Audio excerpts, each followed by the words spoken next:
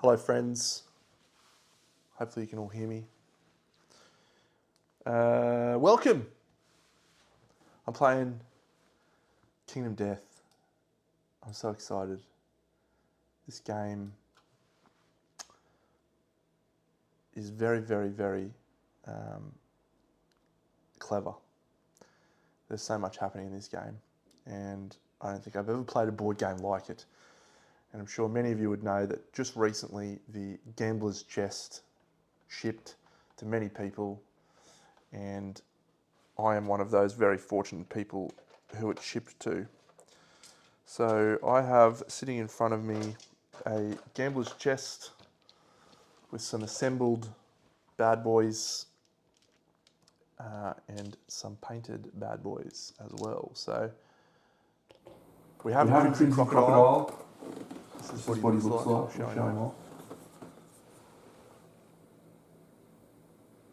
So the Crimson Croc is a Node 1 creature. He replaces the White Lion.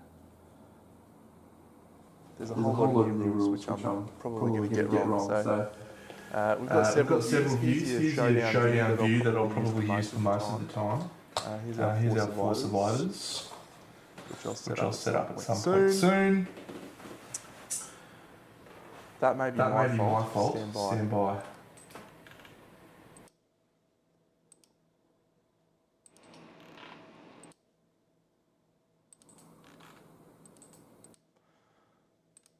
That should be fixed now for pretty much everything. That is my fault, entirely my fault. I had to set up a whole new camera layout. I had to fix everything, so. Anyway, yeah, it's amateur hour over here, mate. Come on now. We have a top-down view of the survivors. I can't include all 4, unfortunately, but we can get 2.5-ish. But we can get the Scout, which is a new mechanic I'm fucking jazzed for. So I've got everything here. I've got the original Kingdom Death box over there with a fuck ton of content. And then down here I've got the Gambler's Chest, which has all the new content. I'm probably going to need to cycle between the two. I have no idea what the Dreamkeeper campaign is going to look like. I sleeved all my cards, but I intentionally didn't look at any of the cards. I love it. I think I spoke on my painting stream the other night. This is one of the purest joys, is exploring a Kingdom Death expansion, creature, whatever it is, for the very first time. So, without further ado, I have Scribe also updated today, which is just the best timing. It was yesterday, actually. So the dude who does Scribe, he's just set up a Patreon, by the way. So if you want to go and support the dude who does Scribe, of which I've used on all of my board game playthroughs, filming for both Aeon Trespass Odyssey and Kingdom Death, it's just a fucking absolute jet of a program. So go pay the guy some money. $5 a month is an absolute bargain. The settlement, the settlement that we've chosen, we've named Hogwarts. So one of my traditions with Kingdom Death is I like to pick a book series, one of my favourite book series, and then name all the survivors after characters in the book series. So we have 4 starting survivors. Their names are Cedric, Lily, Minerva, and Sirius. And if we go over to this side view, you can see that each of them has a colour base, green, red, white, and blue, which is then referenced in Scribe for who they are. I try not to explain rules when I'm playing these games, but this one is probably going to require some explaining from me because I'm learning rules as well. Anyway, we're going to read the first story, but this is a different story. This is called, I'm not sure. But anyway, I'm going to show you the artwork by sliding this across.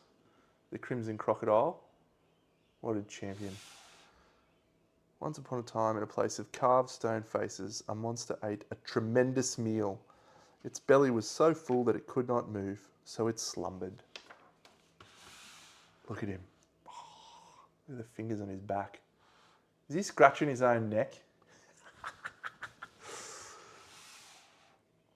When the monster had digested, it awoke. It raised its curious head into the wind and smelled the despair of people stirring somewhere in the unbroken darkness. The monster licked its blood-caked snout and set off to investigate.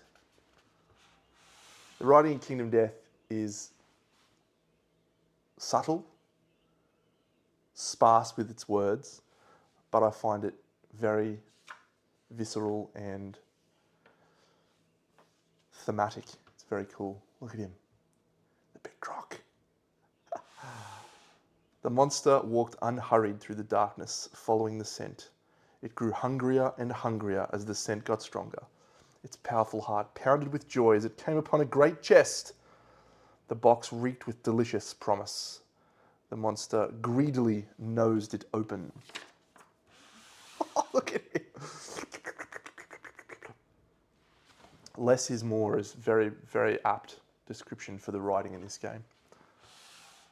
How delectable they would be if only their organs were bursting in fear. With fear. Look at him.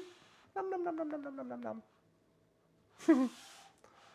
The monster toyed with its morsels, tasting their terror-tinged sweat as they skidded between its great big teeth.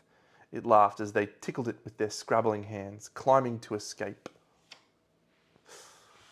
Look at this.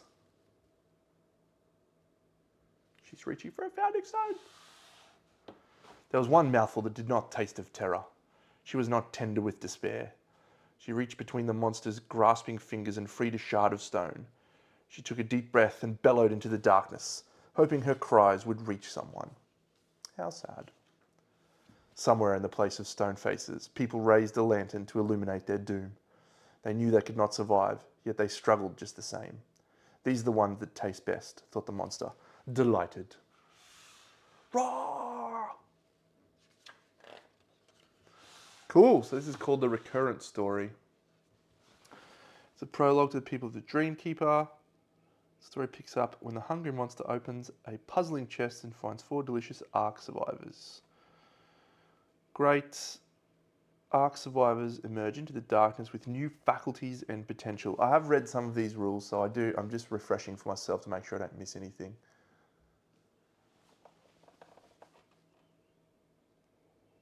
Ark survivors are different. They will fight and die. Ark survivors have 2 new attributes, systemic pressure and torment. They also have a Lumi trait. Systemic pressure, subtract an Ark survivor's systemic pressure from their severe injury rolls. Subtract an Ark survivor's torment from their brain trauma. Knowledge. Starting knowledge. Knowledge is a unique aptitude to Ark survivors. Shuffle together the darkness, despair, fear, and hunger knowledge cards. Distribute them at random. So, knowledge cards is one of the new Gambler's Chest mechanics. I'm going to show you what it is. This is a knowledge card. It's despair. So, you can't see it down the bottom, but there's a little blue section down the bottom because my green screen is actually blue. It's wiping the blue out. Anyway, I have no idea what these do yet. It's going to be great. It's a theory, an inkling of an idea that currently has no effect. With an observation, the theory may advance into something useful. So, when I suffer a brain trauma, I gain 1 checkbox down the bottom. And when you have achieved enough checkboxes, so this one only requires 1 checkbox. This one, which is called fear, requires 3 checkboxes. You advance to the next highest level of knowledge. So this is a fear 1, so it will advance to fear 2, and so on and so forth. So these, as I understand it, these replace fighting arts from the original Kingdom Death game, and they dive into some pretty crazy shit down the track,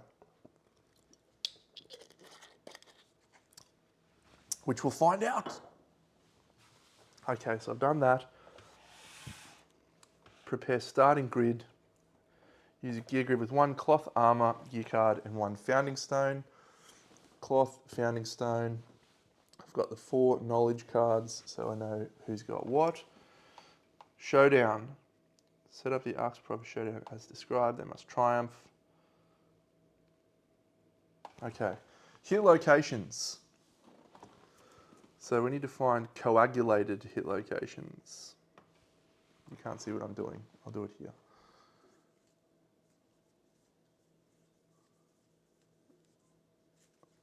Where maybe these are coagulated hit locations. Yeah, these are coagulated hit locations. Cool. Do not include them, shuffle them, and place them under the S enchanted flesh trait. Oh, this is so exciting. Woo! Why is there two of that card? I wonder. Anyway, I'm sure I'll find out. Terrified, terrified. Enchanted flesh. That's going to go here. Death count, survivor status. Don't think we have that one.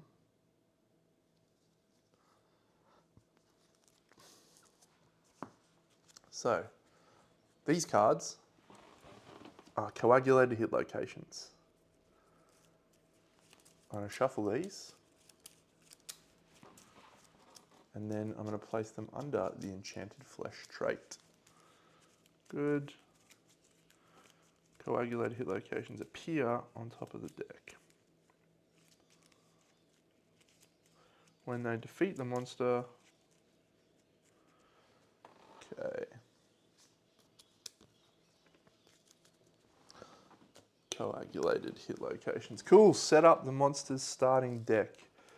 So we need a 21,000 Newton bite. One of those. We need a Crimson Snap.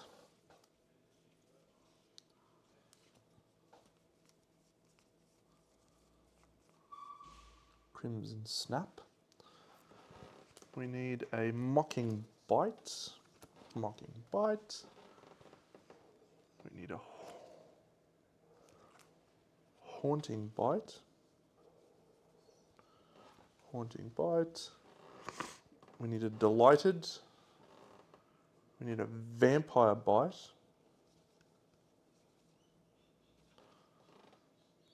We need a Hail of Fingers. We need a Whipping and Slamming. Vampire Bite. Okay. So, set the 21,000 Newton bite aside. So I'll explain how these work in a little bit.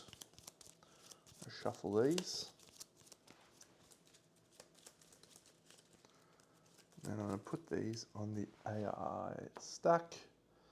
And I'll leave this just over here. Good.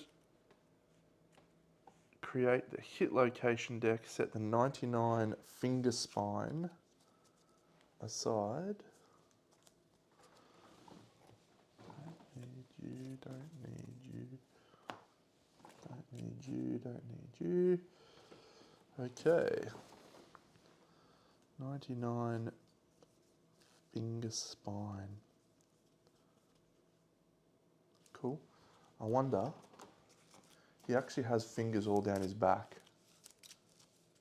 I wonder if there's 99 of them. Surely there wouldn't be 99 of them. That'd be crazy.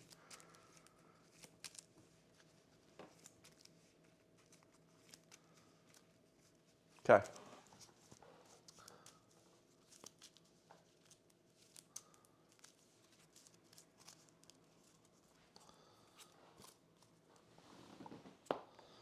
So over to the showdown board.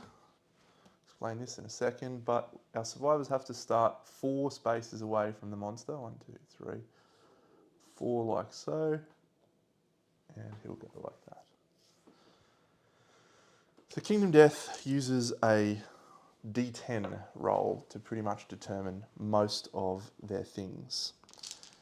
The monster at the start of its turn will draw an AI card which will determine who or what it attacks.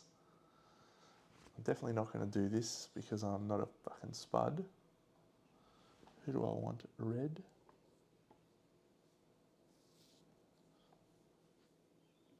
Blue.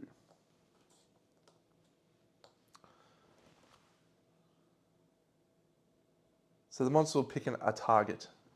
And so in this instance, the target is the survivor that is a threat. So threat is someone who's standing up. Oh, I better depart for this crimson crocodile.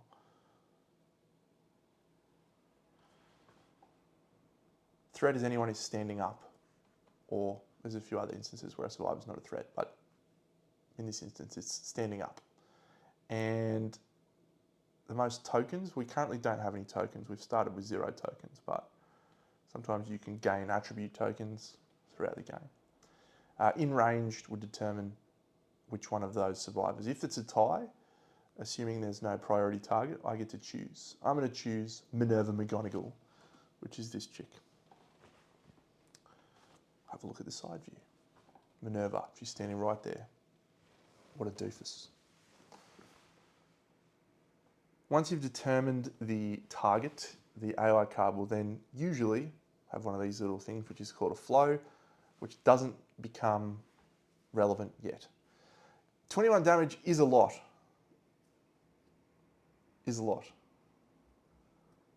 However, as you can see, the before damage has a rule there, which is if you are terrified or deaf, you cannot avoid this attack. Otherwise, you hear the zealous finger strumming and escape the bite's full power. So we'll assume that there is nothing else happening, so the monster will then move. His move is listed over here on his basic action card, which I should have a look at because I haven't looked at it yet, ever. Basic action. Cool, and his movement on this one is 6 and 6. Great. 6 and 7. He's only 7. Cool. So he's speed 6, so he'll move, and he moves to here.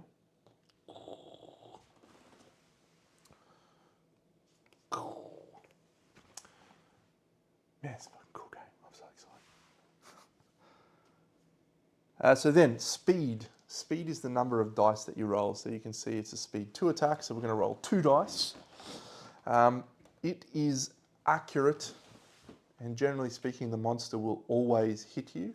It's pretty much your job to try and evade the monster's attacks. So we've got accuracy 3+, which means for the monster to hit us, he needs to roll a 3 or higher. So we've rolled a 2 and a 3. 2 and a 3.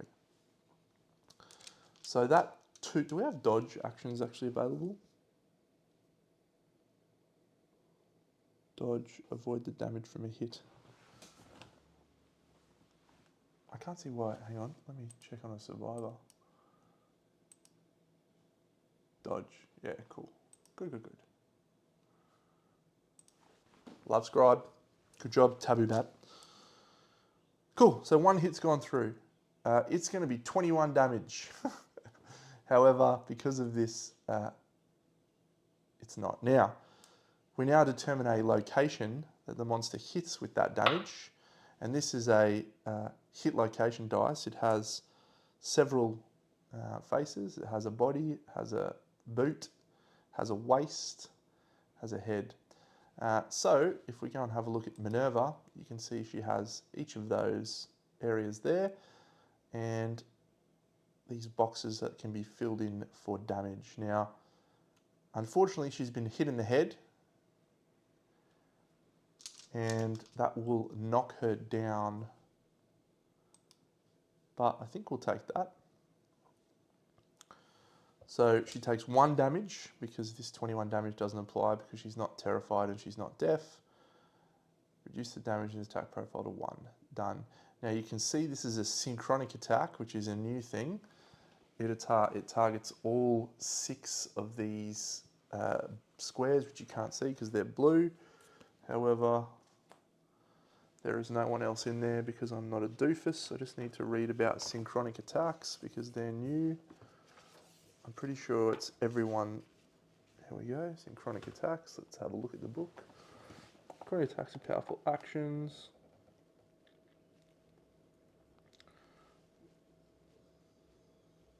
Monster makes a single set of attack rolls.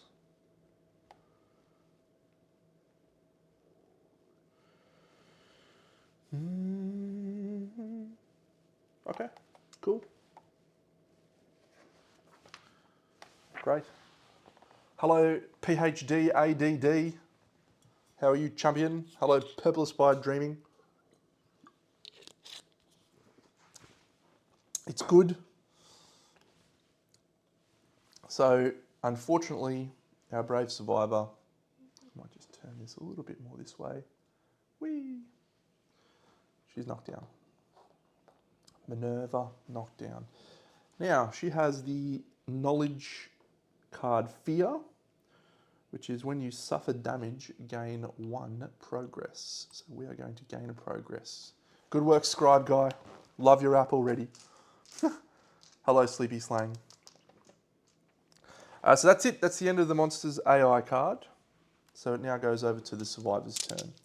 So each survivor gets a move and an action.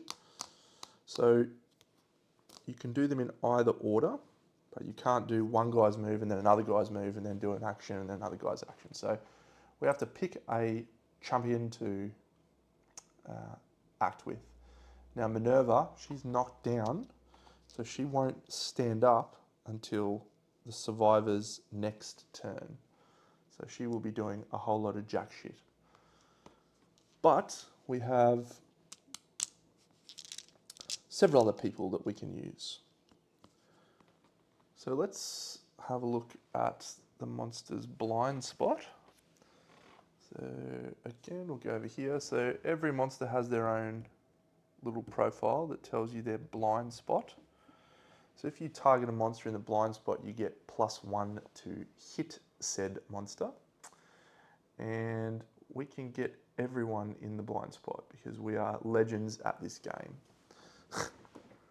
So if we have a look here, so she can go 1, 2, 3, 4, 5. He can go 1, 2, 3, 4. And 1, 2, 3, 4. So everyone bar Minerva is going to be in the blind spot, assuming the monster doesn't have any crazy reactions. I will show you what a hit location looks like. Boom, here's a hit location. Ignore this line in the middle that says nothing, but it says impervious. So when you attack the creature, you will draw hit locations to determine where you're actually attacking. You get to choose the order in which you target those hit locations. This is the first one.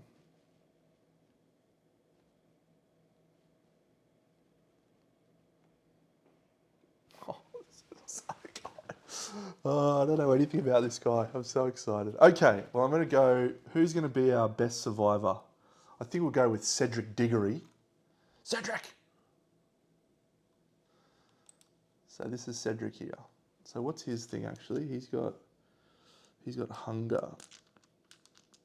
So he's just going to get his advance in the aftermath anyway. Okay, so Cedric, he's going to take his move. He is movement 5, which you can see here on the movement attributes. 1, 2, 3, 4, 5. He gets into the rear. Now we do actually have a blood pool behind him. I could go and drink in the blood. There's shit you can do in the blood pool if I want.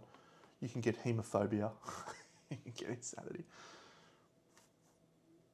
Victory, yes. Gain immortal. That's so good.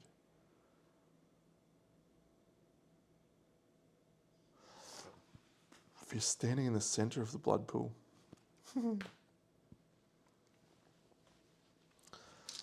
Okay, so Cedric is wielding, as are all of our survivors at this point in time, a founding stone.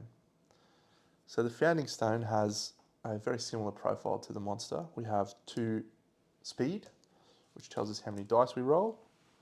Let me get some of my favorite dice. I have different colored dice. I bought lots of different dice because I'm a tragic. I'm going to use this yellow one and this pink one. So to hit the monster, we'd normally require a 7+, but because I am in the blind spot, that goes to a 6+. I don't think there is anything else that applies. So there we go. A 7 and a 6. It's already started, friends, where I continue to roll like an absolute jet. We get 2 hit locations. And when you have 2 hit locations. You get to decide the order in which you target them. Oh, that's awesome.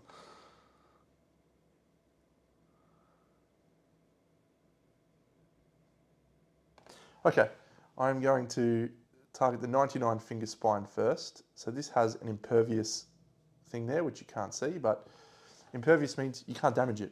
So fuck this guy. So you roll a hit using the hit value of the weapon, and then you roll to wound this specific hit location.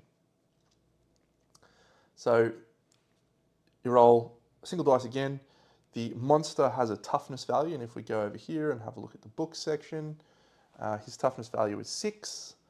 We add our strength to that roll. Unfortunately, I don't have any innate strength yet. Cedric, you piss weak guy. But the founding stone does have an innate 1 strength. So what that means is we need to roll a 5+ to wound normally. However, this hit location is impervious, and so we can't actually wound it at all. Unless we roll a lantern 10, which looks like this. That is a critical wound, and you trigger this bottom section. So we'll roll on this one first. We start with a 1. That is not a critical wound. So the impervious hit location is discarded. Nothing else happens with that. However, this one, which we are doing next, has a failure reaction, and it has parry. Now, I'm just going to try and remember, parry means you have to roll a critical to do a wound, full stop. I think there's some people in the chat who know more than I do about this game, so correct me if I'm wrong, but parry is you have to critical to actually do a wound. I'm just going to roll, see if I can roll 10. Ooh. Woo! Get in the box, you idiot. Woo! It's a 4. So I didn't wound either way. And this is a new rule, disarmed. If attacking with a melee weapon, you are disarmed and extremely impressed. You gain 1 survival, we can't, and 1 insanity, we can. Disarmed, this attack ends. Place a disarmed tile on the attacking weapon and a matching tile 5 spaces away from you. You must move over to the tile before picking it up. Ignore if using fist and tooth. Okay, I'm just going to have a look in the book. What does a disarmed tile look like? Has he listed that in here? I wonder.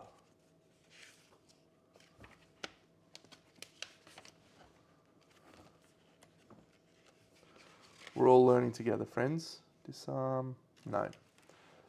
I got new tokens with this game, so I'm sure one of these will be a disarm token.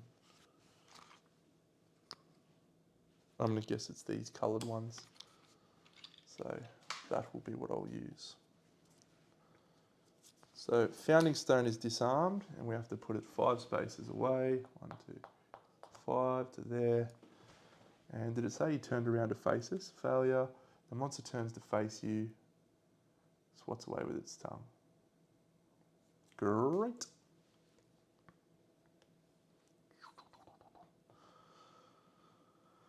Okay. That was 1 survivor. We'll now do our green survivor. Who's that? Sirius! Sirius Black, he's one with the darkness.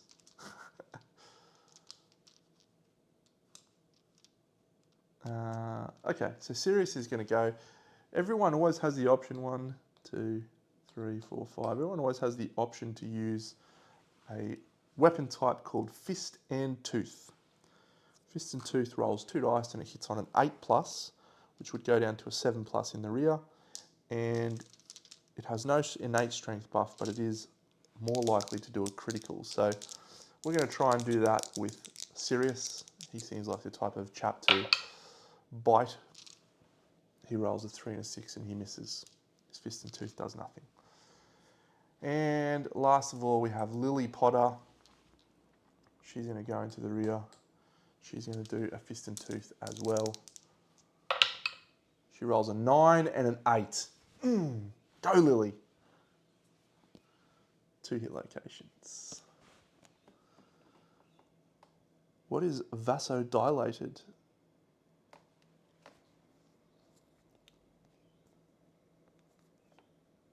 This is so fucking mad. I'm so excited. Okay, so there's no critical hit on either location. Well, that's fucked. So I can't actually do a critical, so I just need to roll 6s to wound.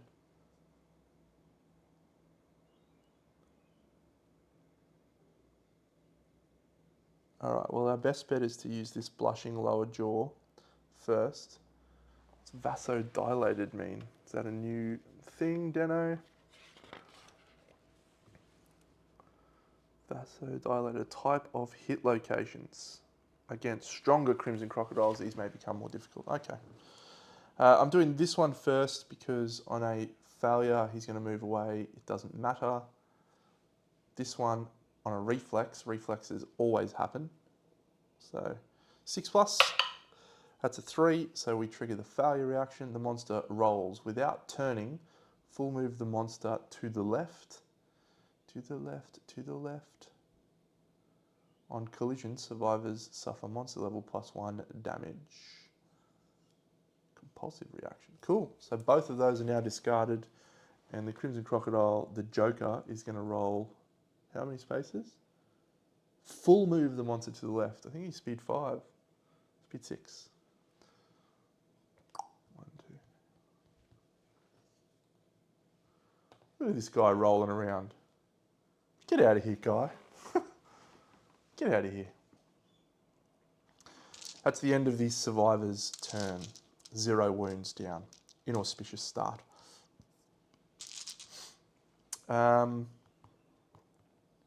Monster. So we draw an AI card. We draw this one, and it is Mocking Bite. So the closest threat in facing. So this is an important distinction here. So facing for the monsters is anything in front of them. And so at this point in time, if we have a look at the showdown board, you can see, I'm going to have to change that. That's pissing me off already that I can't see the showdown board.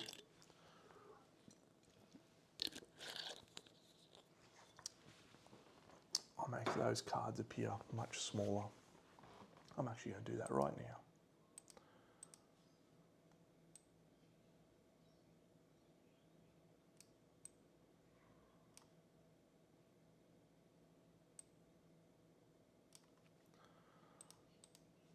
Copy, transform, copy, transform. Transform, paste, transform.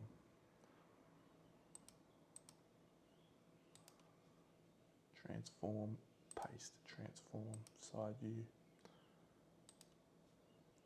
As always, friends, we're doing a wonderful job with this production value. Okay, now this is here. Good. Can't read it anymore, but that's better. Closest survivor in facing. So his facing is forwards. So the only survivor who is in his facing is actually Cedric. Come on, Cedric. Oh, that's annoying. Get there. Good. Cedric. And Cedric is in range. So the monster will go 1, 2, 3, 4, 5. But we can also, we get to choose the direction he walks. So if there's a choice, we can choose. So we're actually just going to go like so. So he goes there. Gleefully presents his buttocks to us. Speed 2, accuracy 3+. The monster chortles with his mouth.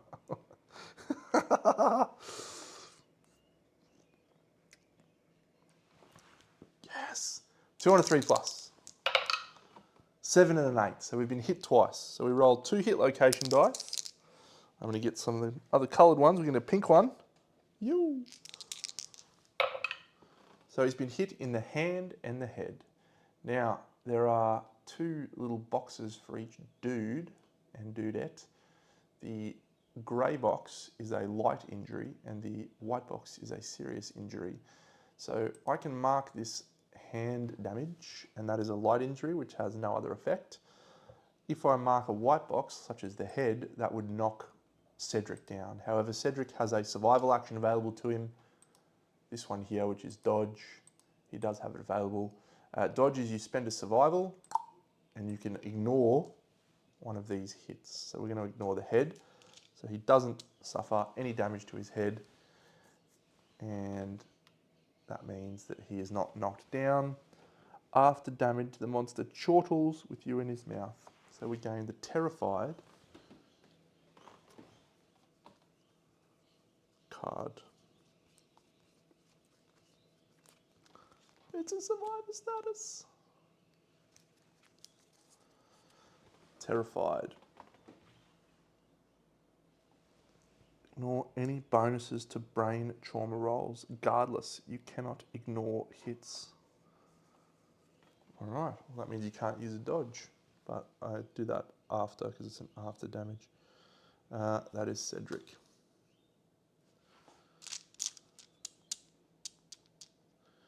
Great. Mocking Bite over and done with. Let's try and do some damage now. Start of the survivor turn. She stands up. And we now get to do our full action. Again, we have the timing now, so we can attack and then move away. So we're going to start with Lily. So Lily's going to swing. She's going to use the Founding Stone this time. So she's going to hit on 7s, but that goes to 6s because she's in the rear. She rolls a 1 and a 4. Come on, Lily. Come on. Sirius, he's going to do the same. He's going to fight with the Founding Stone in the rear. Needs 6s. Come on, Sirius. So he gets 1 hit. Compulsive reactions cannot be cancelled. Oh no, is he moving to the left again? Oh, he is. He's going to knock her over. That's very annoying. Assuming I do a wound. I'm going to +1 strength from the Founding Stone. So we're looking for a 5 to wound. It's a 2. So it's a failure. So the monster is going to roll to the side. 1, 2, 3, 4, 5, 6.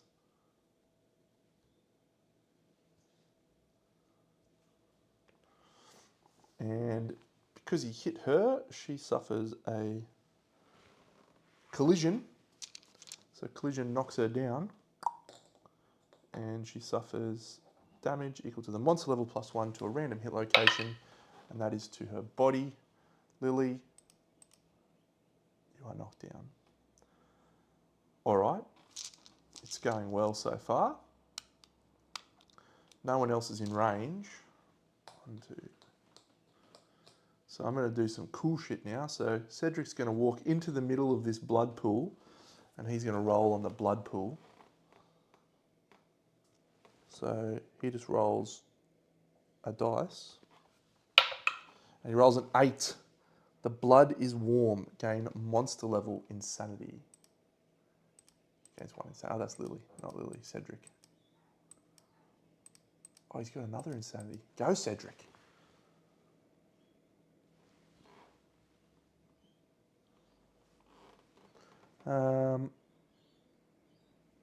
Cool. I'm going to do the same with Minerva. She's going to roll. She gets a 9. She gains an insanity as well.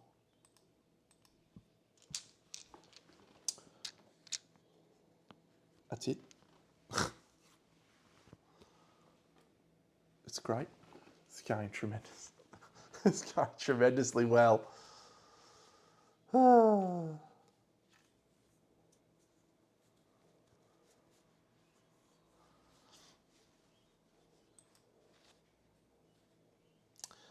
very best outcome on the blood pool. Have I made these too small? Can you not see those anymore?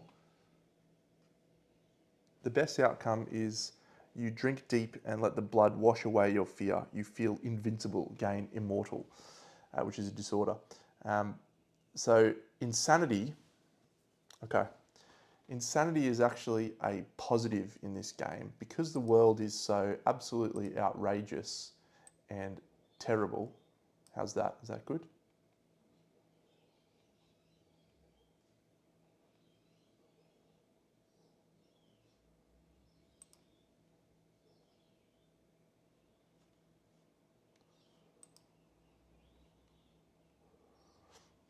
Yep.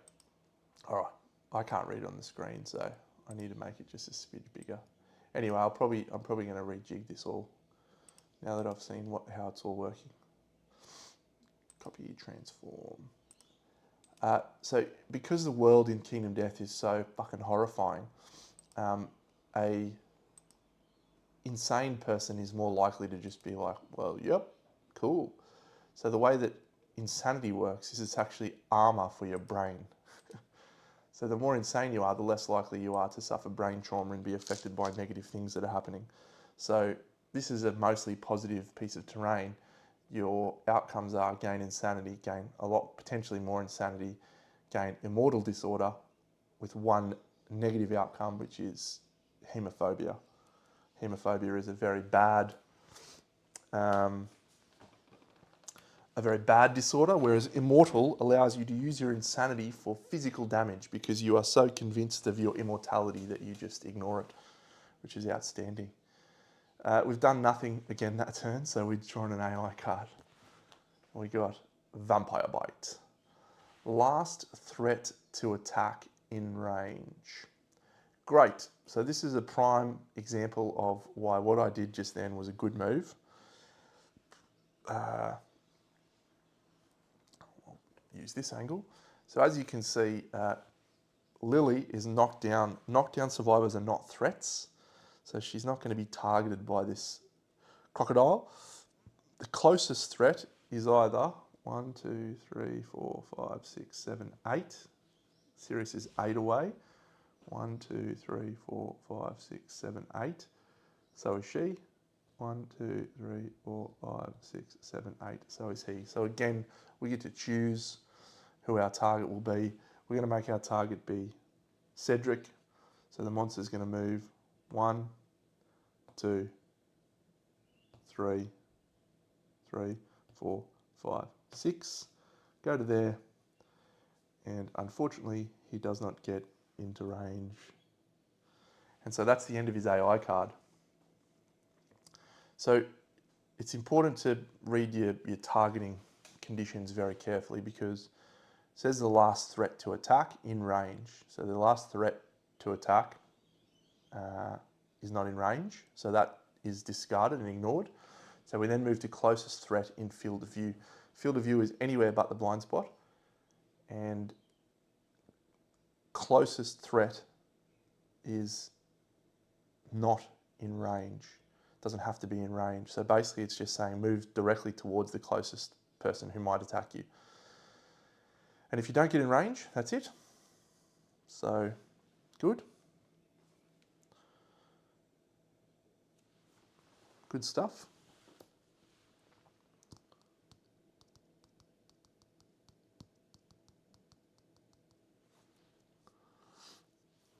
All right, terrified is this survivor status. If you have at least one insanity, you can take a moment to collect yourself, spend a combat action to archive this card. So we could get rid of terrified because Cedric does have an insanity. Lily stands up.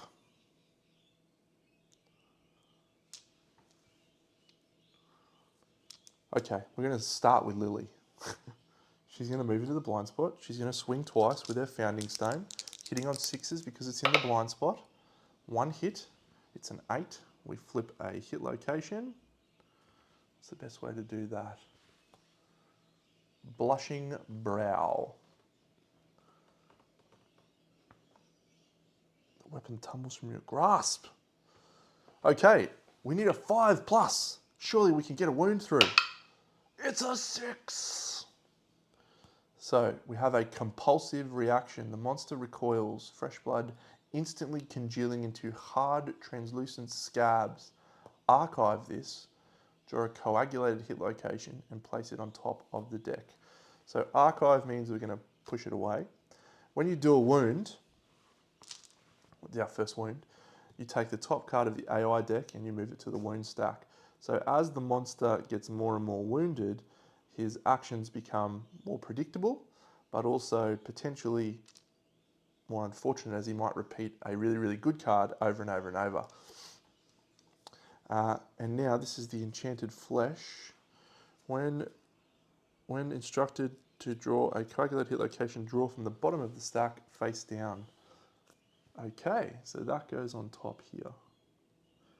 So coagulated hit locations are, you automatically fail to wound that hit location unless you are in that location on the monster.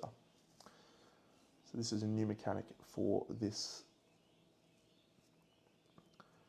So we're going to go with Minerva, and she's going to move into that hit location, into that spot, targeting the monster. She's going to swing with her Founding Stone. She hits on 7s because she's not in the blind spot. Oh, perfect hit. Got anything for perfect hits, you mug? Perfect hit. No. Okay. So we draw coagulated hit location. Ooh. Unless you attack the highlighted spot, your wound attempt is an automatic failure. See rulebook for extended rules. Oh my god, he's going to blind you. He skewers your eyeball with its tongue.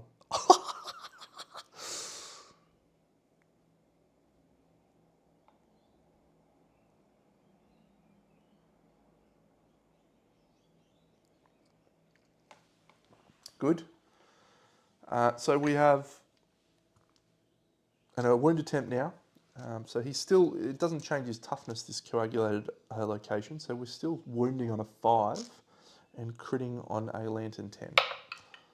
It's a 2. You joker! Failure. If adjacent to the monster, it turns to face you and skewers your eyeball with its tongue. Suffer the blind, severe head injury. The monster places you in an empty side socket, connecting you forever. All right, Minerva, you are blind. Severe injury. Blind. That's -1 accuracy. It's awful. And you gain a bleeding token. No! So do coagulated hit locations go into the discard pile, Deno? It's a good question. Coagulated hit locations. I'll allow you to read this with me. Automatic failure.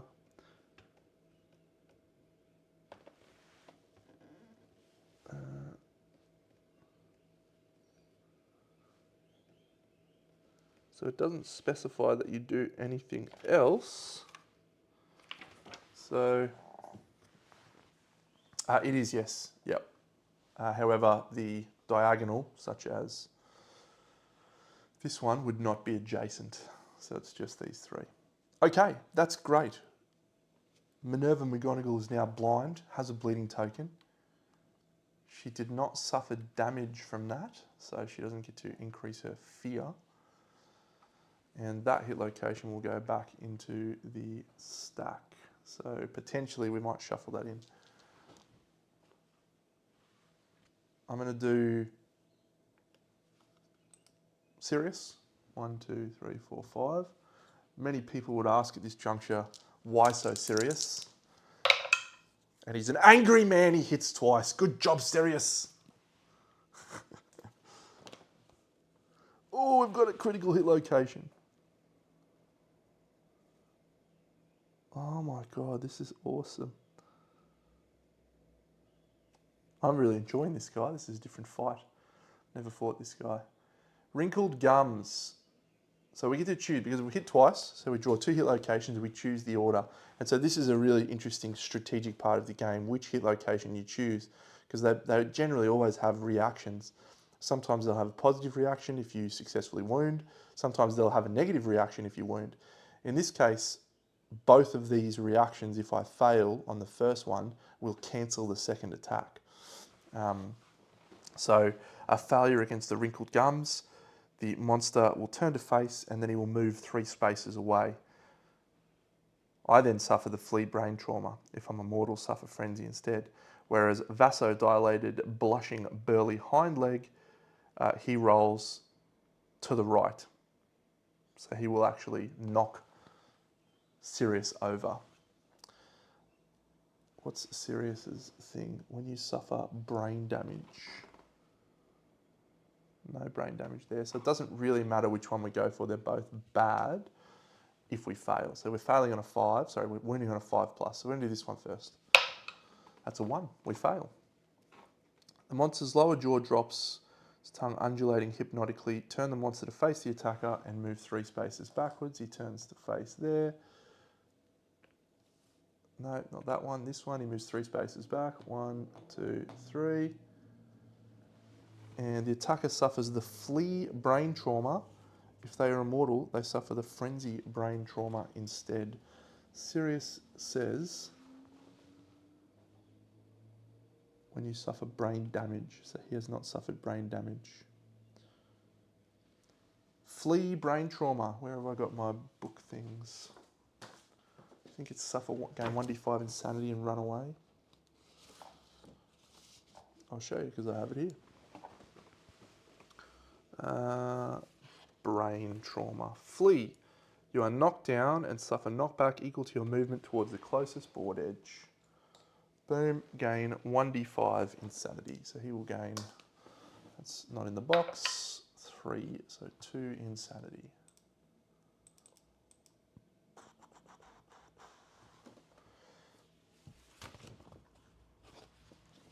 We're having a wonderful time in this showdown.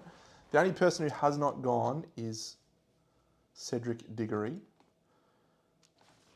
We have only got Fist and Tooth because our weapon has been knocked away from him.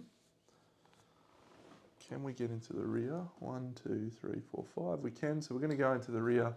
We're going to swing twice with Fist and Tooth. We're hitting on 7s. That's an 8 and a 7. 2 hit locations. Come on, Cedric. Is it critical? Okay.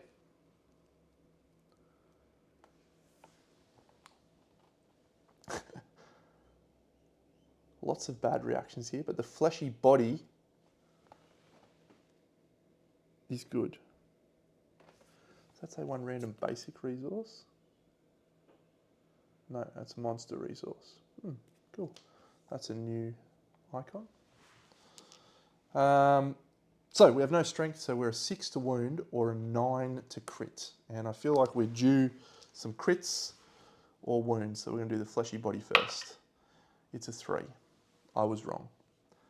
Failure. This is good though. Maybe. Cedric. If they're immortal, they suffer the flea. Monster turns to face and move 3 spaces back. 1, 2, 3. And then I move to the closest board edge, gain 1d5 insanity, gain 1 insanity. We've had a tremendous start to this battle against the Crimson Crocodile.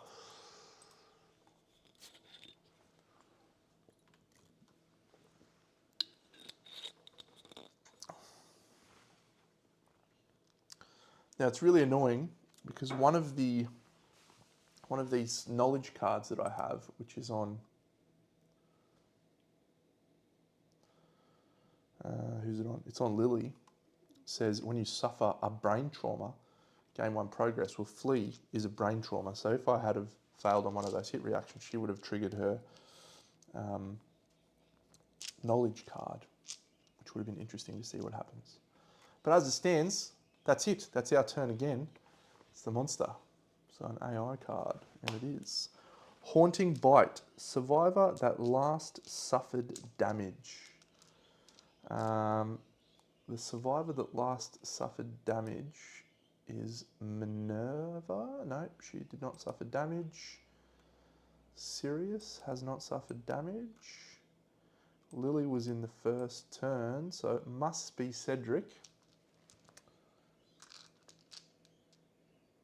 Move and intimidate target. If adjacent, the monster's jaundiced eyes lock onto yours. You're knocked down and suffer brain damage. 1, 2, 3, 4, 5, 6. Unfortunately, we are not adjacent, so none of that happens. Back to our turn.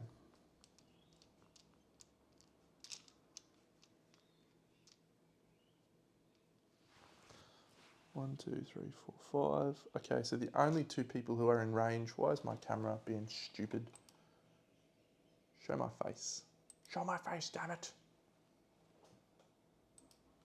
Stupid auto-focusing webcam.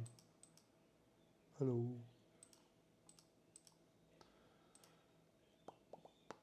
Okay, the only person who is in range is Minerva. Of course she has -1 accuracy. But she's going to go 1, 2, 3, 4, 5. She's in the rear. So she's going to hit on a 7 normally. Goes to a 6 because she's in the rear. Then goes back to a 7 because of her -1 accuracy. She rolled a 4 and a 2. She does no hits. Cedric Diggory is going to move to the side. No, he won't actually stay in front. He's just going to move forward 1 and he's going to swing. Or do we get rid of our Terrifieds? Yeah, we're going to get rid of our... I know he's got some cards that are bad if you're terrified. Well, the only card I know of so far is 21,000 Newton Bite. If you're terrified, you cannot avoid this attack. 21 damage. I can probably afford to go one more turn. So he'll swing with his Fist and Tooth because he doesn't have a Founding Stone because he got knocked out of his hands. A Legend 10 and an 8! Cedric Diggory, the Hufflepuff Seeker, just coming up trumps. Oh, Juicy Jowls. There's no hit location reaction. We will attack the Juicy Jowls first. So we are wounding on a 6 and critting on a 9. Come on, give us a wound, Cedric. Cedric fails. But there's no reaction on that one. Same deal with this one. 6 and then 9. Oh, finally we did a wound. We ignore the failure reaction. The monster flips upside down and glides on its fingers, moving 2 space forwards. That's so good.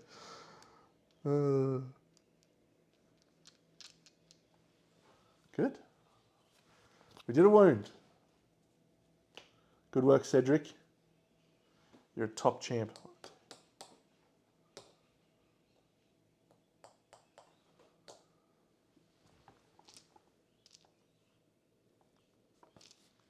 That's the end of our turn. Cedric! Good shit, man. He's just doing that with his Fist and Tooth. He's just punching the guy in the face. Get this, crocodile. So good.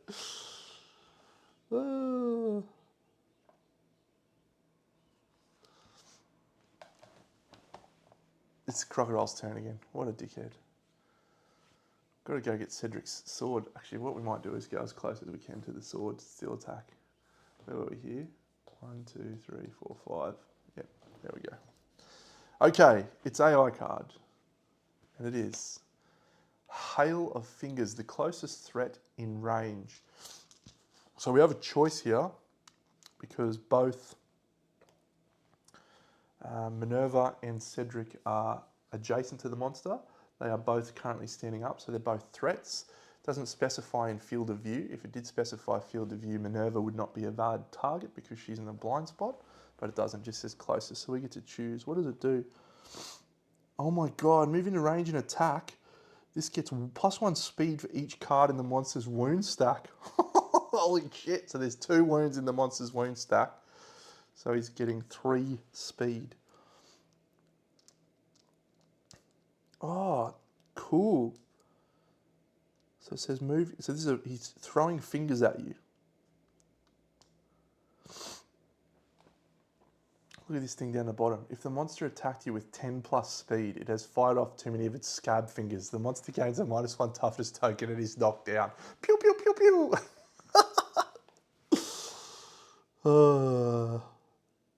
All right, so this is a ranged attack, which is I've only come across once before in this game, and the Tyrant has a ranged attack. So I just need to check range attacks moving into range.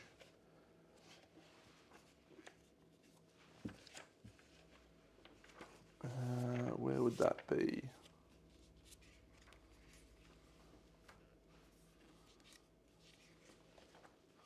Range attacks. There we go. Some attack profiles have range. Range determines how far a monster's attack can reach. Move into range. Move the monster towards its target. If the monster is adjacent, it will move away from the target to put space between them. The monster moves until it is 6 spaces away from Alistair. Then it turns to face Alistair and attacks. Cool. Well, not cool because he's going to run away, but cool. So we get to choose which target. I think we will choose Cedric. So he's going to move 1, 2, 3, 4, 5, 6.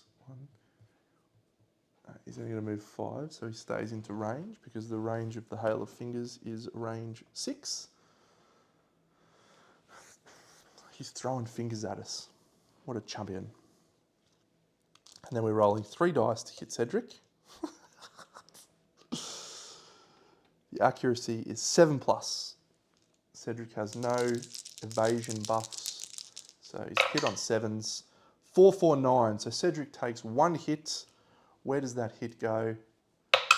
It hits Cedric right in the body, and he manfully steps up it, wearing his Hufflepuff jersey proudly, and he's A-OK. The monster 5 with 10+ speed. Hail of Fingers, done. Okay. So I'm just going to go look up Disarmed again and just see if I have to be on the square or adjacent to the square to pick it up. When a survivor moves over their associated tile, archive it and remove the tile on your gear grid. Sick. So I have to go and walk over that. So we're going to do that with Cedric. He's going to take his turn first. He's just going to walk 1, 2, 3, 4, 5. He's not going to get there, but he's going to spend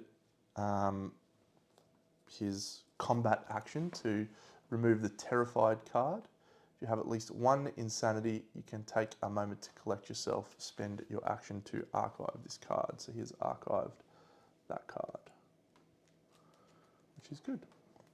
I like that a lot. We will send Lily into the pool and drink from the blood. She rolls a 5, so she gains a insanity and insanity. Sirius will do the same. He gains an insanity. And finally, Minerva. She's going to move into the rear. She's going to swing with her Founding Stone.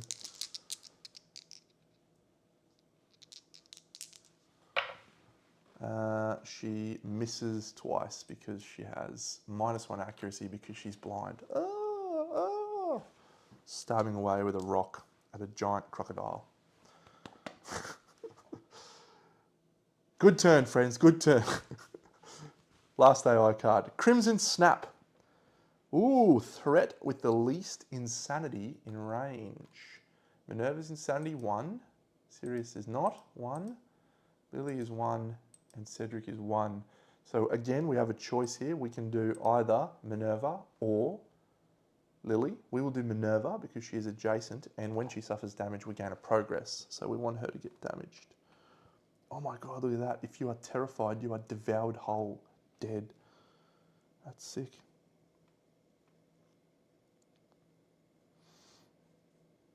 Move and attack target.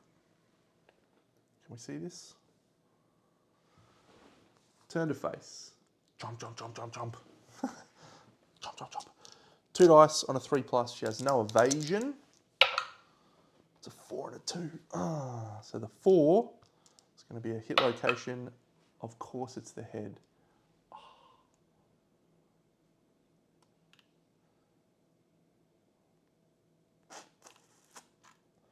We're going to spend a survival to dodge. I just didn't want it to be the head. I just wanted it to be any other location we could have suffered damage. So if you successfully evade all hits in an attack or block or dodge, you ignore any after damage effects. Crimson Snap done.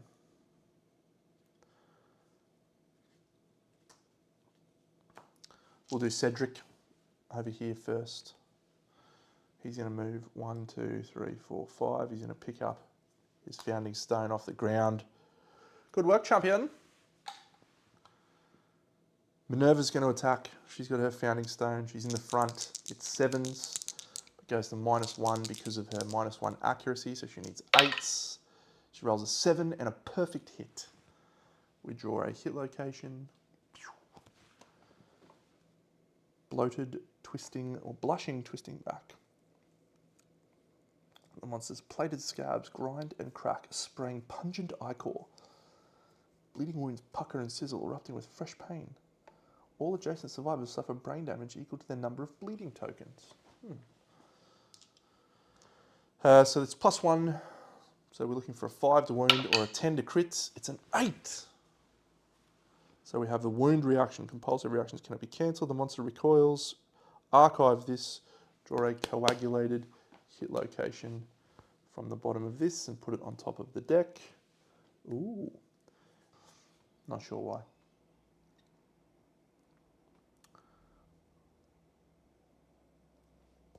So that's the way the monster's facing on the board from my view. So can I get someone to that hit location? 1, 2, 3, 4, 5. 1, 2, 3, 4, 5. I can't.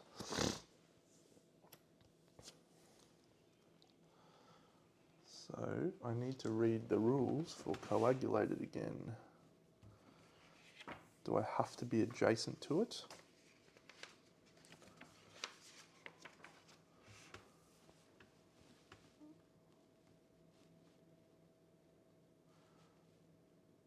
Survivor selects hit location. They can target a weak point if it is within the range or reach of their attacking weapon and imaginary line can be drawn. No, so I'd have to be adjacent. Well, in that case, we'll just trash. So potentially someone gets a brain damage. Yeah, we'll trash Sirius.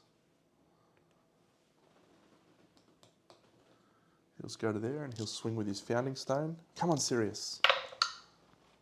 6 and a 3. Sirius sucks. You suck, Sirius.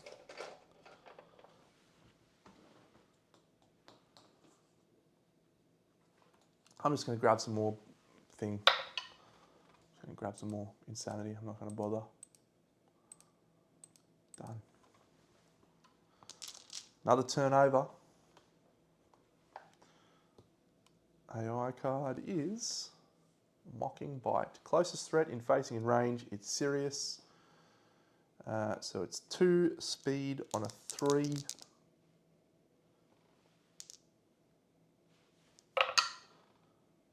So Sirius hasn't spent his survival yet. So it's only 1 damage, and that 1 damage is hitting the boot. Gain the Terrified status card. Do we mind about being terrified over here?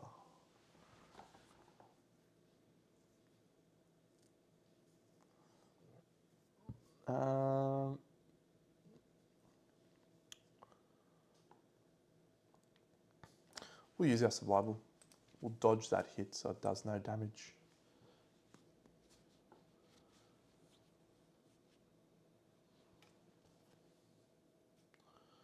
Yep, Mocking Bite done. Our turn. Okay, so we know what's on top. We have Lily in position. She's going to go 1, 2, 3, 4. She's going to swing from there. She's going to use her founding stone. She has no penalties. Okay. One, 2. Gain +3 strength to wound this location. Ah, cool. Okay, we're going to definitely do the Sparkling Claw first. We gain +3 strength to hit that location. So he's a 6+ to wound normally. So +3 goes down to 5, 4, 3, and then he's got +1 from the Founding Stone. We've got 2 perfect hits here, so it's anything but a 1 will do this wound. Anytime you say anything but a 1, it's a guarantee that you roll a 1. I didn't, I rolled a 9. Whew! That's no failure reaction. So that goes back there. We do the wound. It doesn't matter, you get to choose. You choose the order in which you attack. So some weapons have 3, 4 speed, so you might have 4 hit locations to choose from. It becomes really interesting when you're trying to balance, well, how likely am I to wound versus, failure reactions versus wound reactions. There's also reflexes like this one, so it happens all the time, unless you crit. And we are about to roll a crit right now. I can feel it in my waters. The brown dice. Crit. Oh, it's a 9. Close, but no crits.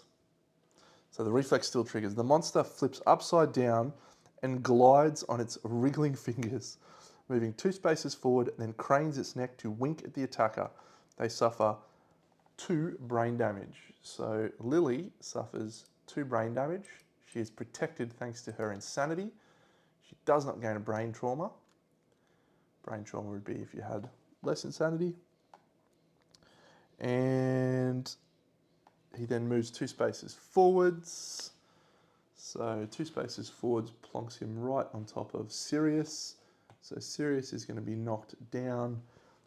And he suffers knockback 5. I think, where does it say where you suffer? No, I think it's just 5. So I'm going to choose 1. So he's knocked down, which is annoying. But fortunately, it has brought him into range of everyone else. 1, 2, 3, 4, 5. He's going to go to there. He's going to swing with his Founding Stone. Come on, Cedric. There's like 4 wounds left. You can do it, Cedric. A 7 is a wound, or a hit rather. A hit. Hit location. We haven't hit the trap yet, by the way, so there is a trap in that hit location deck. You hit a patch of soft flesh. This is a 5+ to wound. It's a 7. It's another wound. We're starting to find our groove now. Good work, Cedric. Should go pick up your rock earlier, you dickhead. And Minerva McGonagall, 1, 2, 3. She's just going to swing. She needs 8s to hit because she has -1 accuracy. That is a 2 and a 5. Nothing. End of our turn. Monster draws an AI card. It's only 1 left. The target is the last threat to attack in range. So that is Minerva, which is good. Move and attack. Target speed 2. Hitting on a 3+. That's 1 hit. Don't roll the head. The boot! 1, 2. After damage, the monster's long tooth discharges concentrated cortisol into your bloodstream. Gain the immortal and anemic. Okay, so she's just gained immortal, but she's also gained the impairment anemic. Oh, that's so bad for her. She can't. Oh no, I suppose it does. It does. She still suffers damage. She did just suffer damage, so we're going to gain a progress. You are so busy reveling in your own glory that you cannot spend survival whilst insane. Immortal. What a great thing. And what's anemic? It takes 1 fewer bleeding tokens. This can be gained multiple times. Does that trigger? Ah, scribe guy. The bleeding tokens are lower as well. Scribe guy is such a fucking jet. All right. We're close now. Sirius can stand up at the start of our turn.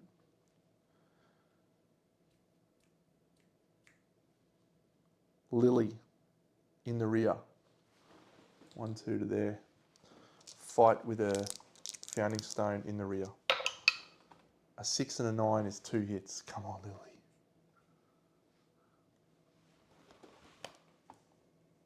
Oh, vasodilated reflex. Oh, the reflex thing again. Oh. I think when you suffer collision, you also suffer damage. I'll go and check that in a second. But we're going to do this vasodilated one first because we're wounding on a 5. Which way is he going? To the left, thank goodness. Need a 5 to wound. She's got no strength bonus, so that's a 6. Lily, she's on a tear.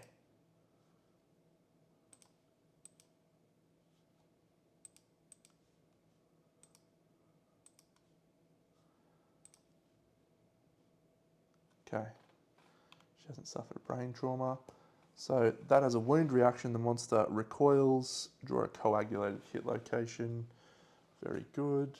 Coagulated goes on top. Ooh. We shuffle these two. And now we try to wound this. There is a reflex action, so it's a 9. It's a wound. It's not a critical.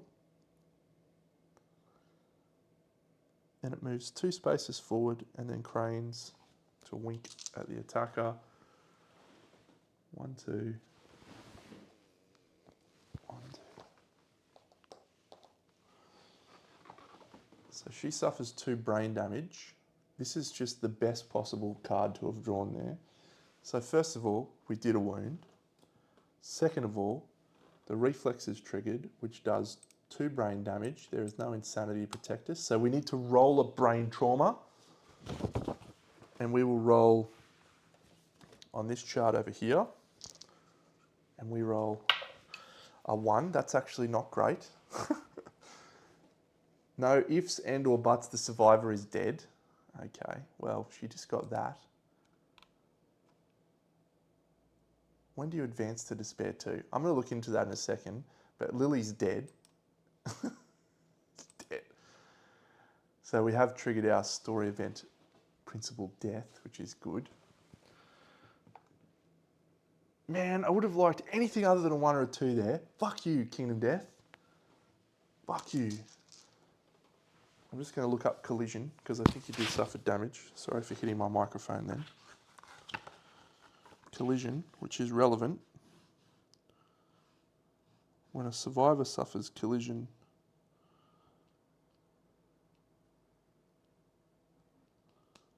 they are knocked down. You don't suffer damage. Oh, it's only against that fucking antelope.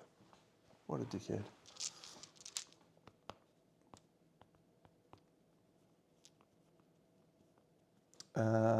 So Minerva does not suffer damage, so she does not trigger her next one.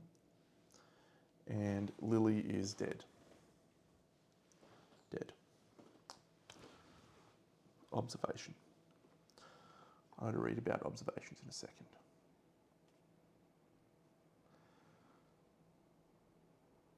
We've got Sirius and we've got Cedric both ready to finish the job. So I think Cedric's just going to go in there and try with Fist and Tooth. What's Cedric's thing? He just get the aftermath. And what's Sirius when you suffer brain damage? Okay, so Cedric's just going to go into the rear. Going to try for Fist and Tooth. 7s. See if we can jank a hit. Nothing. Sirius. He'll go in with his... Oh, hang on a second. That was dumb. I can't do anything because of that stupid coagulated hit location. I don't think I could have got there anyway. Yeah, fuck it. Let's go there. Punch on with our Founding Blade. We hit once. We can't wound it, which means we automatically fail. The monster hisses, fingers drumming rapidly, perform basic action targeting the attacker. Basic action targeting the attacker. It's 2 on a 3+. Sirius is not terrified, but he does suffer 2 hits. And those 2 hit locations are the body and the body. No, so he has to roll a severe injury roll as well. On the body, he rolls a 7.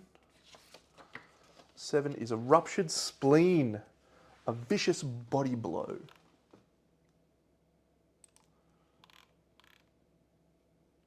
Skip the next hunt and suffer 2 bleeding tokens.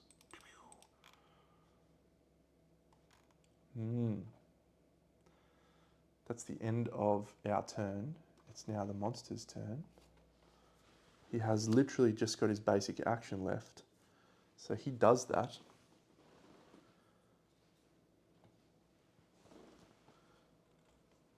And so we have a choice now. If we target the terrified threat in range, there isn't one.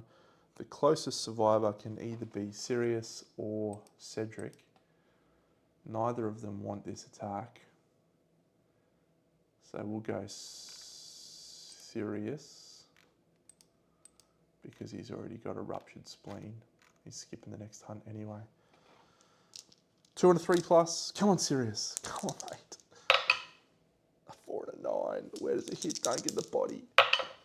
The hand and the waist. Sirius survives. Hey, Wes.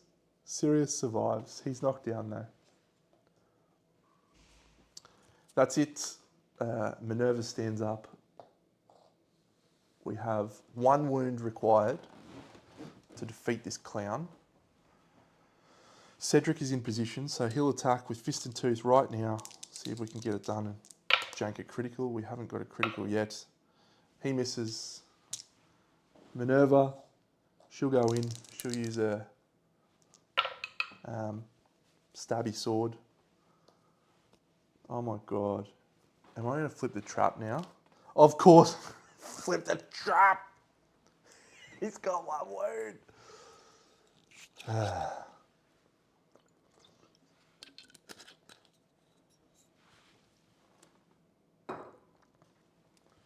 The monster's many fingers gesture in a hypnotic wave.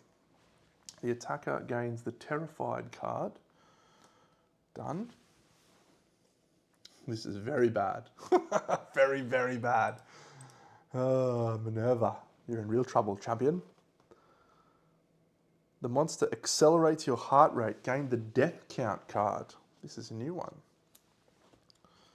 Death Count. The end of each round,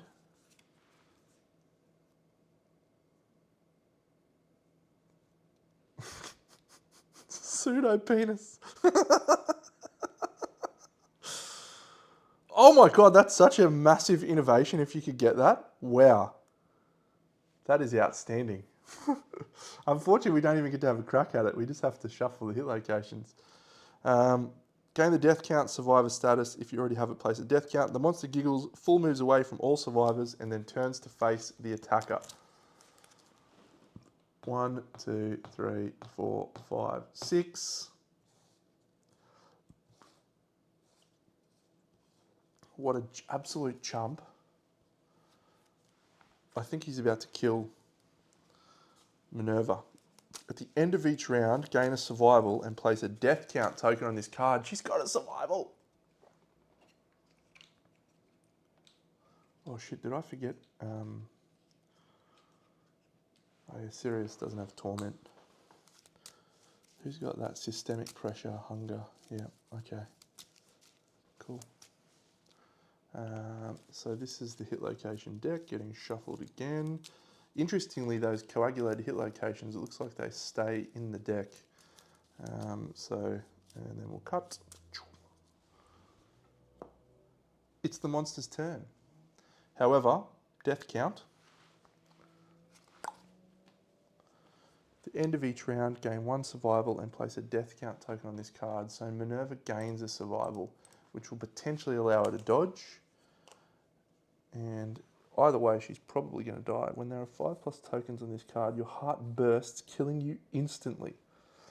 You may surge an additional time each round for each token on this card. That's very interesting. So the Croc's is doing his basic action. He's doing a Terrified threat in range. There is a Terrified threat in range. It is Minerva. He's going to walk towards the Terrified threat.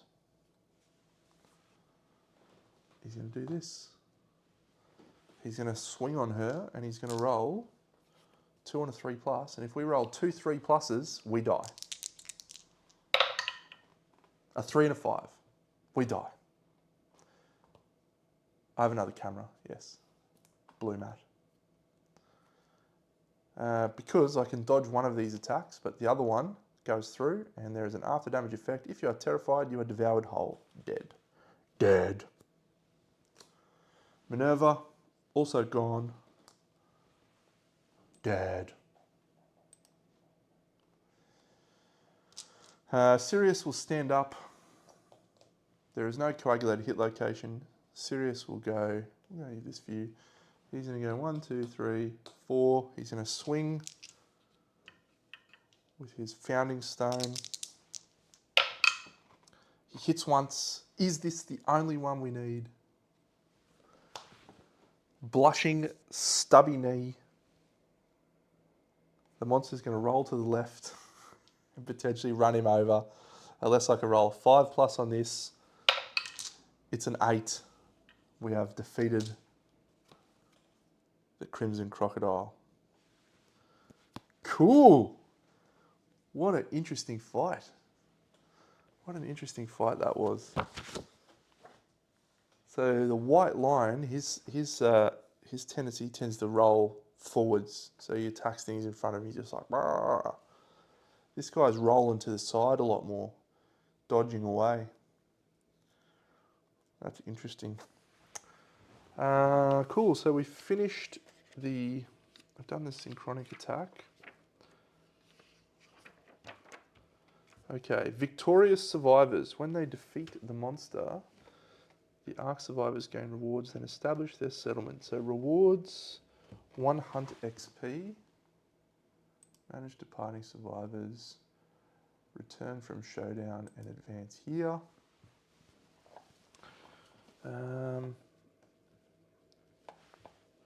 So we gained our 1 hunt XP. No, I didn't mark that because I'm an idiot. Serious 1 hunt XP.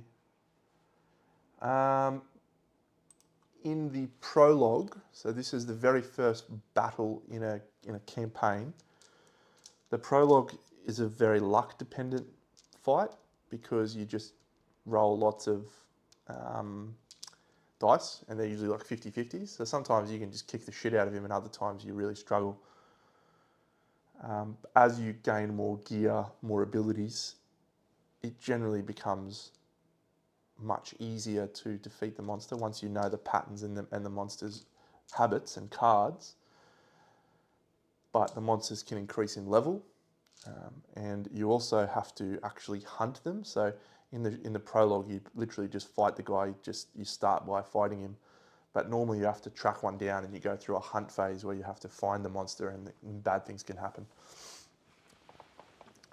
Blood pool. Oh, I didn't set up a survivor corpse. Oh, that was dumb. I'm going to give myself a roll on that because I would have rolled on that.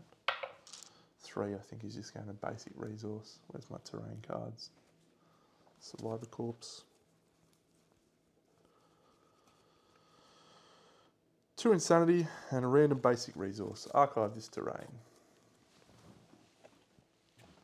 So, speaking of basic resources, let's do this.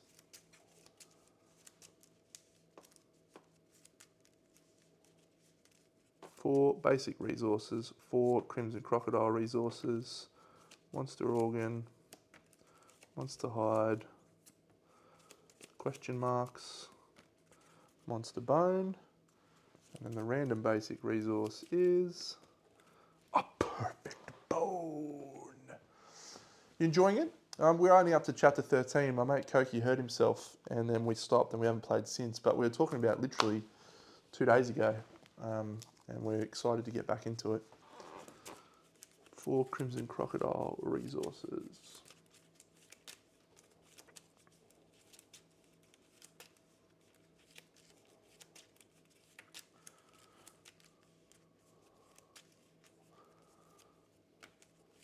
Pale fingers. Ooh. Veined glass. Nice. The pseudo penis, we got it anyway. Oh, what's the Invigorator fighting art? Eye of Immortal. Okay. So I'm not going to do anything with those just yet. We're going to go to the settlement event, First Crimson Day. It's a new settlement event, and I am not familiar with it in any way.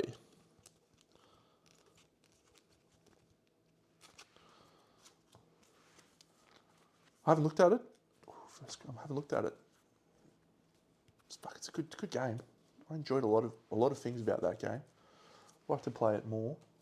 Probably play a run through myself, I think. First Crimson Day, the survivors trust their kill, putting their backs into the bloodbath. They set off, grimly dragging the squelching hulk into the darkness. Drawn by a soft glow, they approach a distant form. On a deep, instinctual level, they know this place is safe, and they make it your home. Roll 1d10 to determine your starting population. Yellow dice.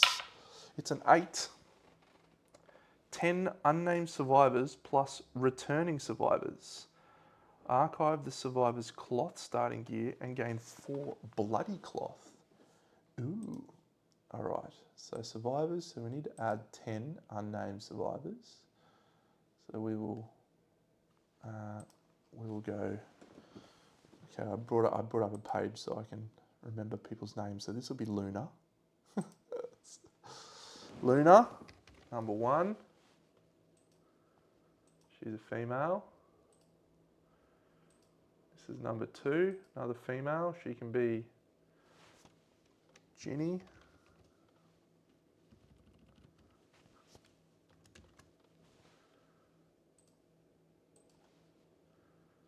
Another new survivor. She can be a female. She can be Hedwig.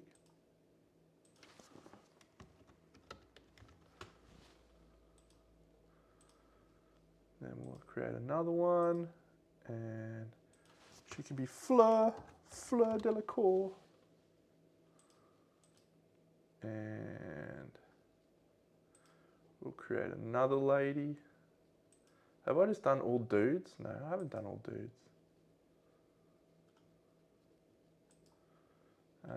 Cho, we'll do Cho. Cho Chang.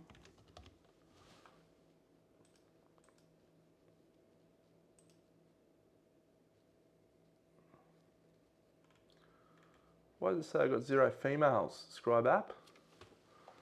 Wonder why that is. Interesting. I'll have to let Scribe Guy know.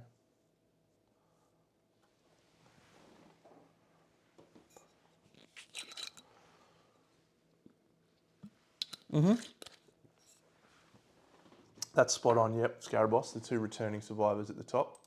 So they're marked by that symbol there. He's a returning survivor. Cedric and Sirius, Cho, Fleur. All right, so we've got 5 more to go. So we'll add a new survivor. We'll make another female. Her name is What? I love Luna. She's great. Oh, no, it's too early for Hermione. We'll go Nymphadora. Don't call me Nymphadora. Who else we got? Pansy. Who's that? Real Uggo. Oh, let's go Molly. I love Molly. New one. Molly. Molly. And then we need some boys. We will go with Arthur. So we've got Arthur and Molly. Male.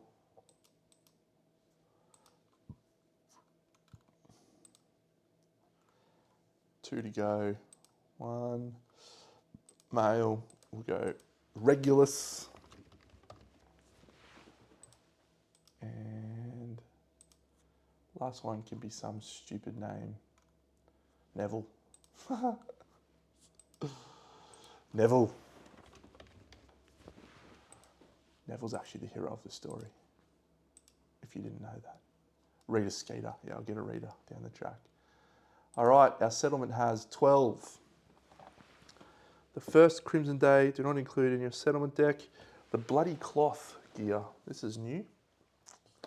What does it look like, I wonder?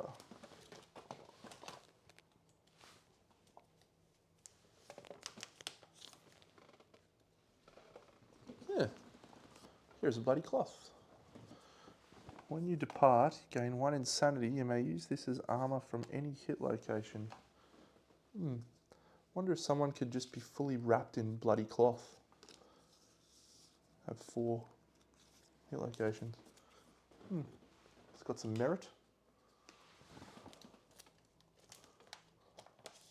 Swaddle them up in bleeding cloth. Good. So that's done. So the next event that we have to do is Dreamless Respite, First Meal, Extinguish Guidepost, and we also have to do our Death. This is a fun one. This is some nice artwork. Just having a wonderful time. Get to decide if we're going to eat people or not.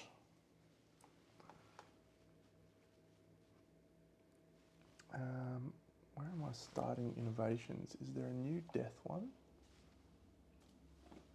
Is it just a new romantic one?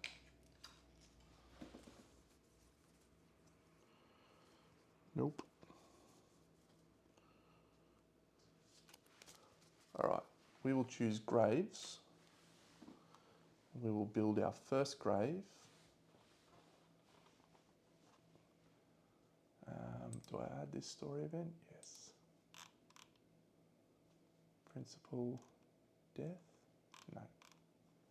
Not going to let me. Cool. So we choose, what do we do? Principal graves. After adding the card to the settlement, roll 1d10. A lantern 10. Nominate a survivor. With tears in their eyes, the survivor takes a shard of rock from the grave and marks themselves with it. They gain +1 permanent luck. Cedric Diggory!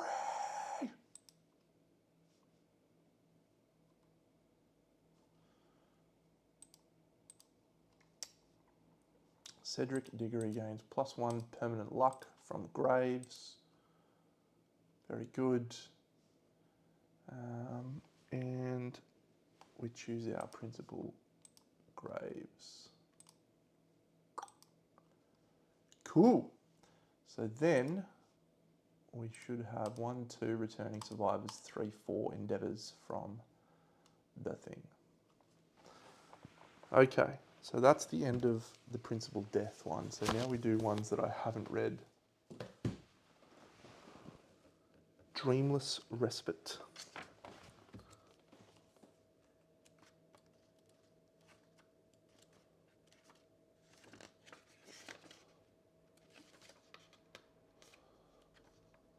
Here we go. G'day, Oriclast. Dreamless Respite. Nominate a survivor to gesture over the roar of snores. I will nominate Molly Weasley. You have been nominated. Survivors approach a mass of dreaming bodies held aloft by a motionless giant. Here is what the motionless giant looks like. His name is the Gambler, from The Gambler's Chest. The nominated survivor's voice is swallowed by the din. The settlement gains the Dreamless Language innovation. They find it ineffective for communicating around the sphere of snorers. They learn to communicate without sound. The settlement gains the Silent Dialect innovation. Okay, so we gain the Dreamless Language and we also gain the Silent Dialect. What does that do? Let's have a look. I have them here.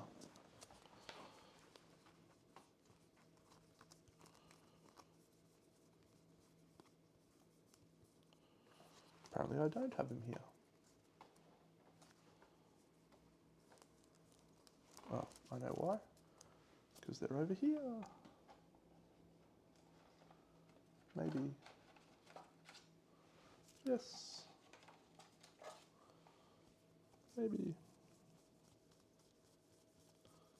No.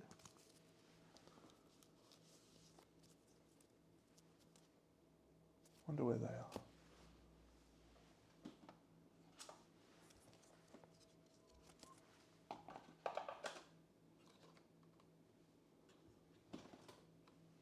I've done a lot of preparation. This is indeed Kingdom Death, yes, mate. We just fought down against the Crimson Crocodile and we kicked the shit out of him, sort of. Actually, he probably kicked the shit out of us if we're going to be honest, but we did our best. Character, Water of Life, Butchery, Sculpture, Shadowplay, Nutrition Stones. I cannot find a Dreamless Sleep Innovation. Will I have placed it somewhere else? Under maybe the Gambler?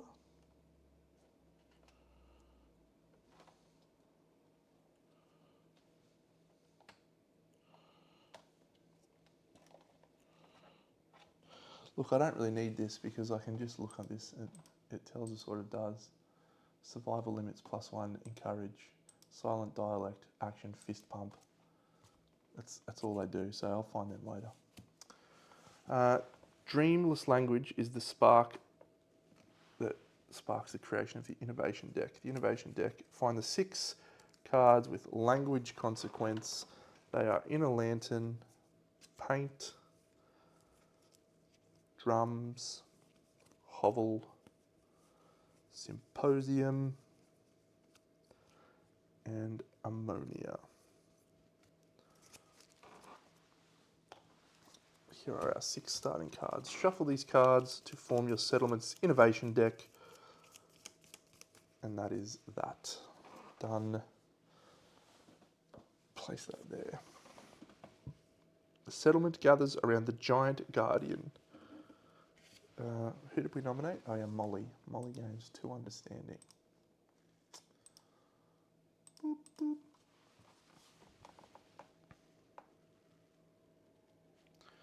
Exhausted, the nominated survivor nestles in the overflowing robes of the incumbent creature. It remains still. Survivor names their settlement's guardian the Dreamkeeper. Search the settlement locations and find the giant guardian location.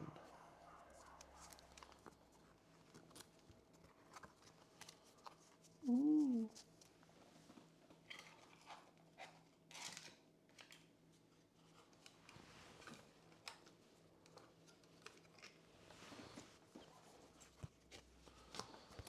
Lots of cards. Lots of cards.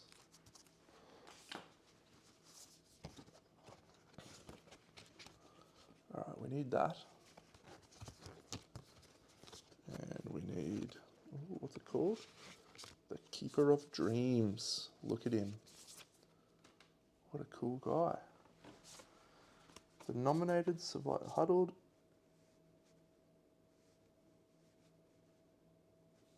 Remove any disorders. Cool. I think I've only got Immortal, haven't I? No, I don't have Immortal. Everyone's dead that had Immortal. The nominated survivor gains the Grounded ability. Molly. Grounded. Abilities. Add. Cool. Well, she'll set her insanity to 2 because she can do that right now. And that's it. That is the end of that event. Dreamless Respite. So we have 2 more story events to go. The first of which is First Meal and seal their fate at the Extinguished Guidepost. So we need to find First Meal. There's the Extinguished Guidepost. First Meal. Look at this picture. Yay, everybody's happy. We're eating. What are we eating? Something. The settlement gathers for their first meal. Nominate a survivor to raise a drink. What are you going to do? I'll nominate Arthur. He seems likely to raise a drink.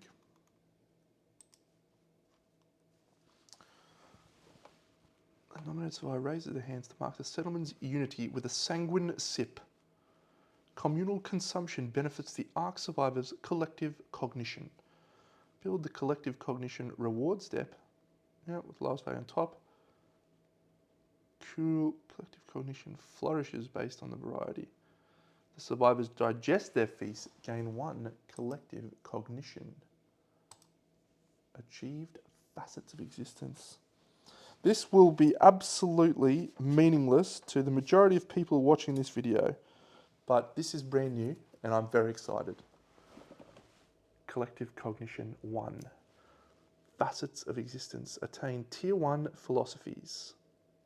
Return the first meal to build the starting philosophy deck. Okay. We'll continue.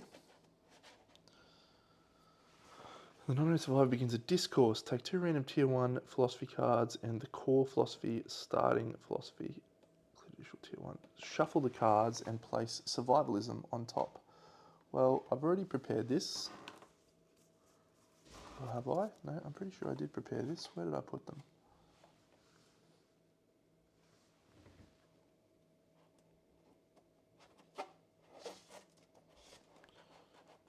Somewhere.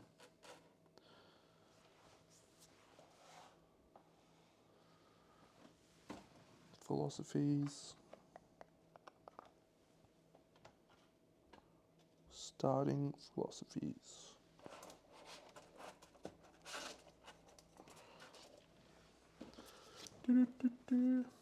That's luck. It's collective cognition. That's philosophies. That is verminism. That is survivalism. So I'm sure I pulled these out from somewhere.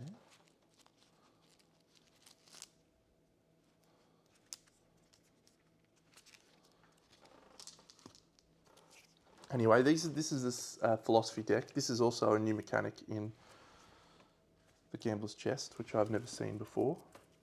So these are different philosophies. They have a level here that you can attain, and they provide different life philosophies.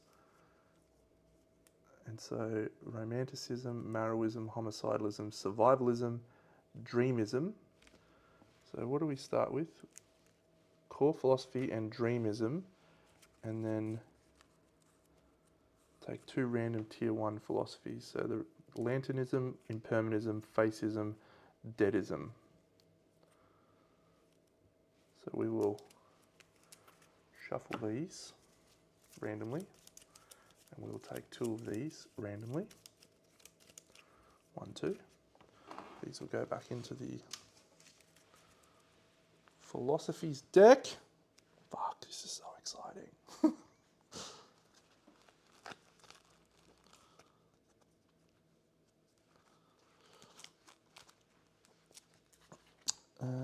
Good. Collective cognition. Done. And now, what do? Shuffle the cards and place survivalism on top. So we'll do this.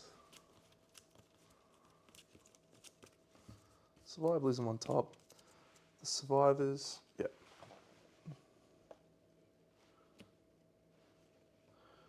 Frantic build the starting knowledge deck. Darkness 1, despair 1, fear 1, and hunger 1. So hunger, I do actually need to go to the knowledge deck, actually. Where is that? Here, yes, cool. So darkness 1 is still in play. Hunger 1 has leveled up to hunger 2. I'm going to assume that despair has leveled up to despair 2 as well. So this deck is called the knowledge deck,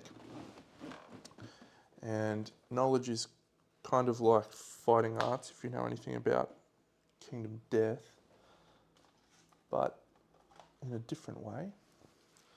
So we are leveling up Despair and Hunger. So Hunger goes to that, and Despair goes to that. Okay. So what do we do with these ones? Do these go away now? I think we do. Hunger and Despair.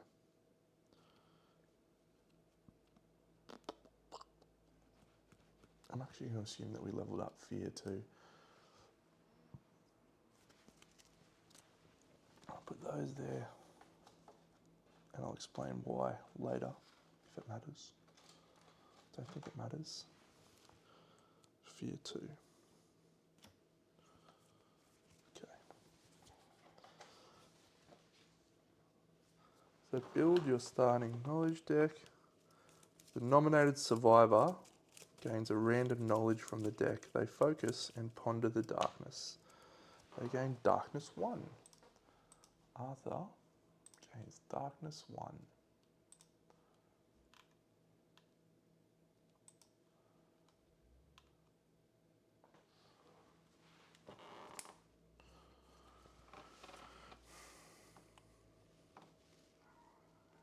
Surviving the darkness is paramount.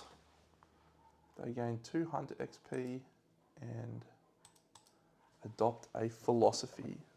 And the philosophy that they have to adopt is survivalism. Surprise. Use an arc to record their hunt, neuroses, and tenacity. Tenet knowledge they cannot lose. So the philosophy that we gain is, oh, how do we add a survivor to the philosophies?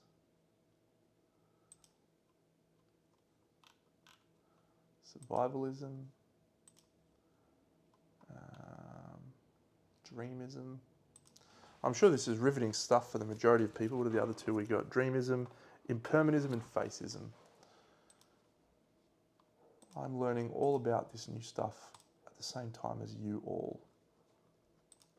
Now we should be able to give Arthur this philosophy. We can. It is survivalism. The neuroses is selfish, and the tenet knowledge is tenacity 1. Okay.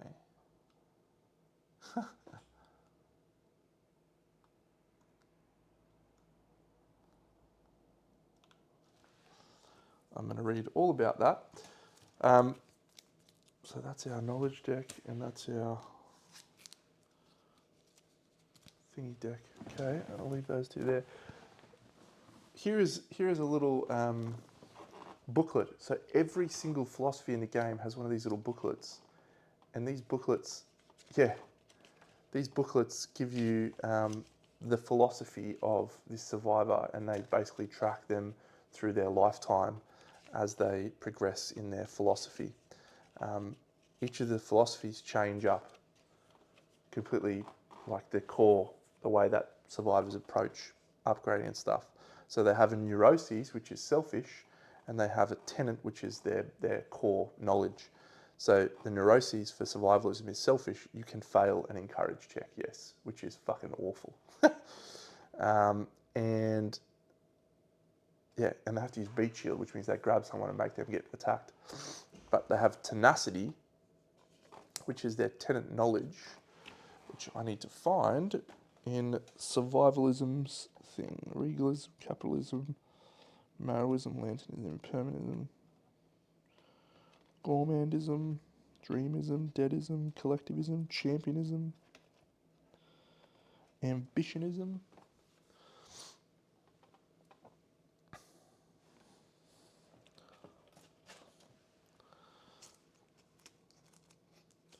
So here is the survivalism deck, which has its own cards. The prologue was fun, mate. Yeah, a lot of fun. The crocodile, I'll show you him. There he is. He killed 2 of our survivors. It was interesting. Very, very different to the white line. I feel like he'll get really challenging at higher levels. So I'm excited. Tenacity 1. So this is the knowledge. Thank you, buddy. Bloody marvellous. Well punned. Well punned. That is Tenacity, which is the knowledge. Tenant. When you depart, gain a survival token. You may spend a survival token any time to gain 1 survival. Cool. Thanks, buddy.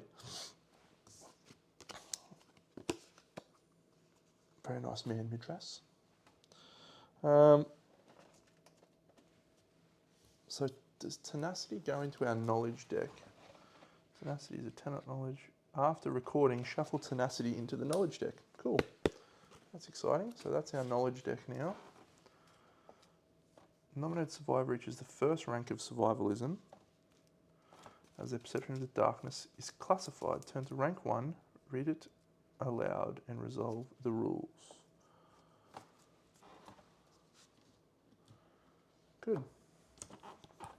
All right, we have one last settlement event, which is this one, Extinguish Guidepost, which is about scouts. And then, but before we do that one, I am going to go and put these resources into storage. A pseudo penis.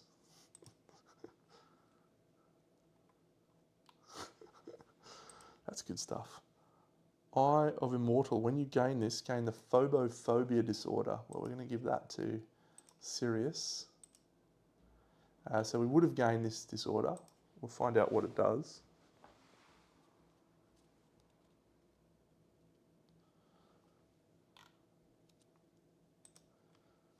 You fear fear. If you have 0 insanity, gain the terrified. That is awful. But because of the Dreamkeeper, we lost all disorders, so that's fine. Veined glass.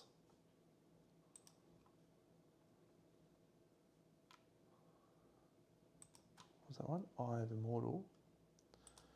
And pale fingers. And then we got 5 basic resources, which includes a perfect bone. It's a nice way to start.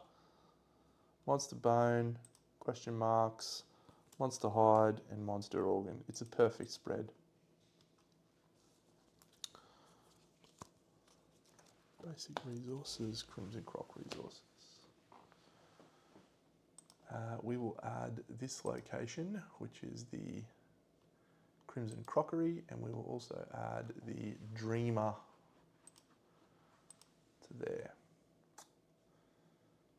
And Quarries is still that. Okay, last story event, Extinguish Guidepost. Gain the Death Pact Innovation in the Outskirts location. I have read this one because I was interested in how this worked. Outskirts location and the Death Pact Innovation. Okay, so the Death Pact Innovation, I will need to find that.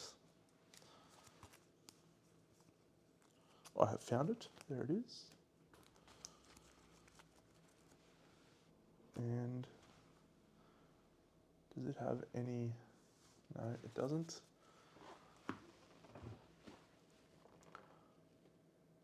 And random basic hunt event, okay, so this is one change that I don't like very much about this. Hunt events. So how many basic hunt events are we supposed to have? Because I have a lot. I don't need sky fishing, I don't need forest gate, I don't need either of those. Maybe in the sword, random event. Object of desire we don't need. Dead warrior, sword in the stone. Bone eaters, bone eaters. Alright, so I'm going to chuck one random event. And then I'll keep the rest of those in there, and I'll add an Ark Survivors hunt event in there. And that is our hunt deck. So I'll keep that there. These will all go away, so I won't need those yet. Oh, hang on, do I have to add? Oh, yeah, replace a random one with the Scout Hunt event.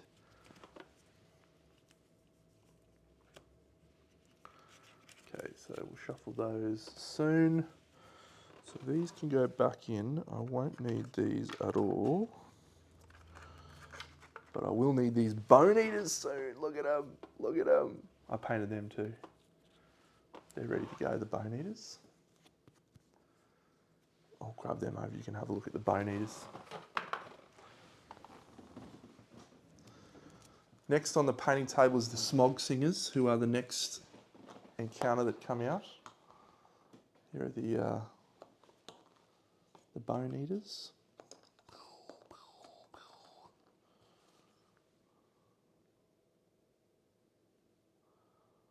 They're good. I like them a lot. Esmeralda, g'day champion. Yeah, the bone eaters. Not doing any painting, I'm playing Kingdom Death, because I've got the new Kingdom Death game. Hello, random username for promo. Hello, champions. Welcome. BigDenoPlays. Kingdom Death. A few things happening.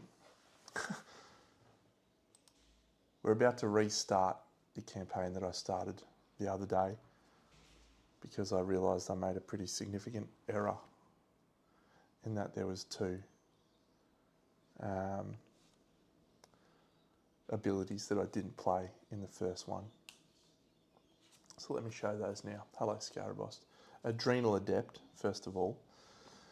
When you would gain insanity from a brain trauma, your body starts in pain. Instead, you suffer 1 damage to a random hit location. Not a massive one. I think we had 1 brain trauma in total. This one's a little bit bigger though.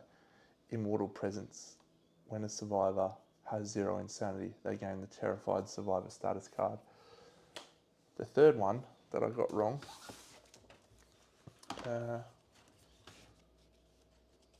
which will go back to the Prologue starting White Lion thing.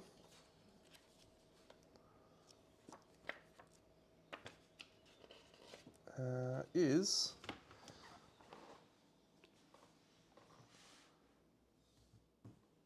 all survivors gain 1 insanity. So I didn't do a good job reading this page basically, but so we're just going to start again. I had some good rolls, had some shit didn't go well. Depends on how we go, if this actually matters at all. If I have 2 survivors at the end of this, I'm just going to do exactly the same as what happened before. Anyway, let's try Mocking Bite, Crimson Snap, 21 Newton Bite, Haunting Bite, Delighted, followed by Hail of Fingers, Vampire Bite, Whipping and Slamming. Very good.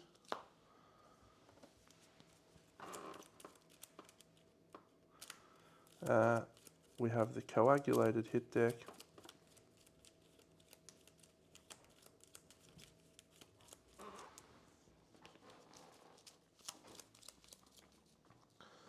That goes here.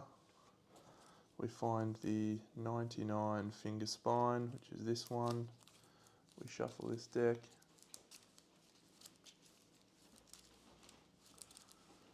And we put this on top. Got that. We've got these. We'll shuffle this deck.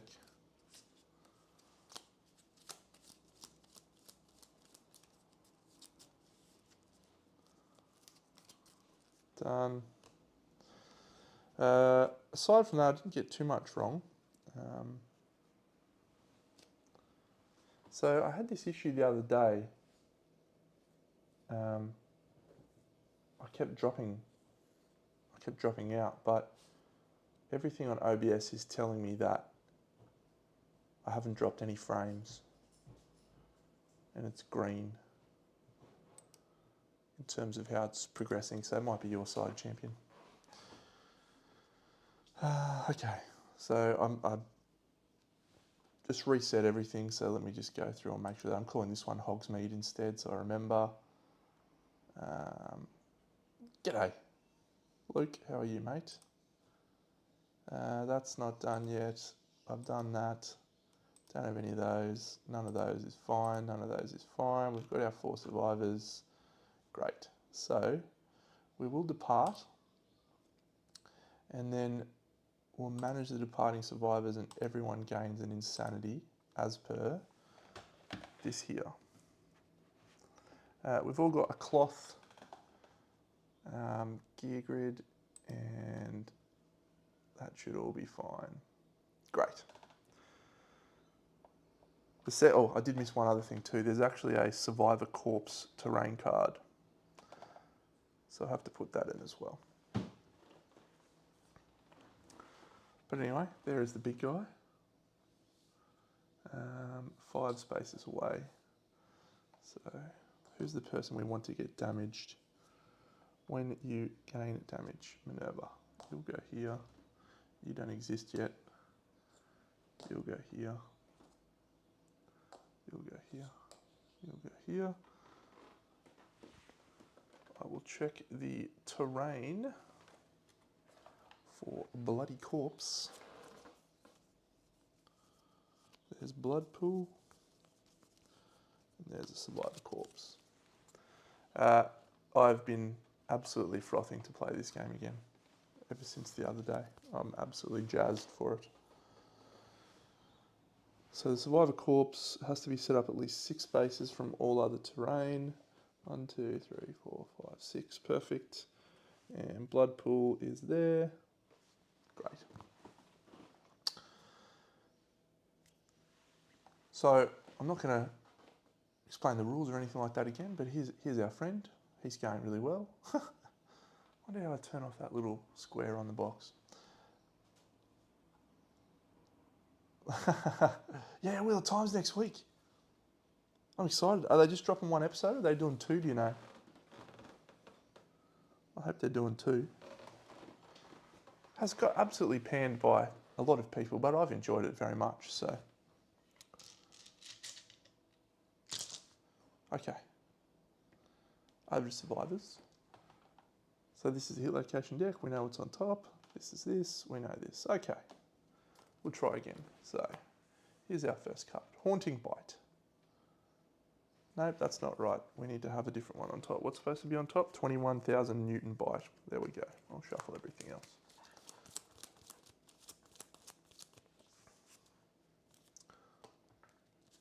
Yeah, I enjoyed it a lot. Look, how on earth are you supposed to translate what is a 15-book series of 1,000 pages per book into a TV show that is literally watchable? It's just not possible, right? They have to make changes. People are blowing up because they've made changes. It's like, don't be ridiculous. Crimson Croc runs to here.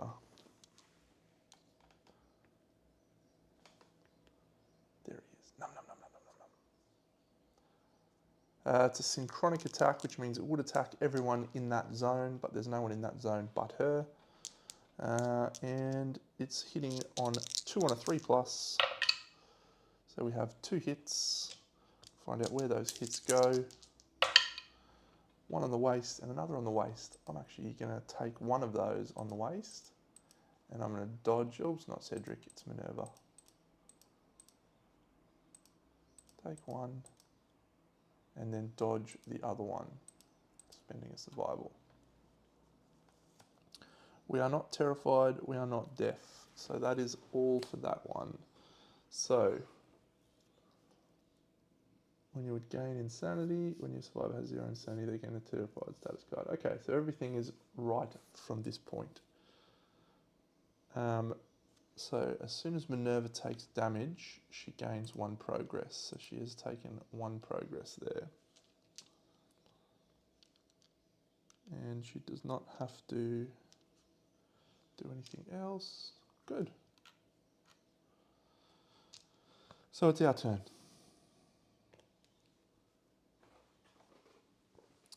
So we want to get the Survivor Corpse first of all. So, yeah, so we'll do that with, hang on. When you gain brain damage, when you suffer a brain trauma. Yeah, okay. We'll do it with Severus Snape. He's going to pick up Survivor Corpse and roll a dice. He rolls a 4. Gain 2 insanity and 1 random basic resource. 1, 2. That is gone. The basic resource. Yeah, it just... People just like complaining, mate. Nobody wants to like things anymore. Everyone just wants to hate stuff. It's cool to hate stuff. All right, basic resource is a monster hide. Great.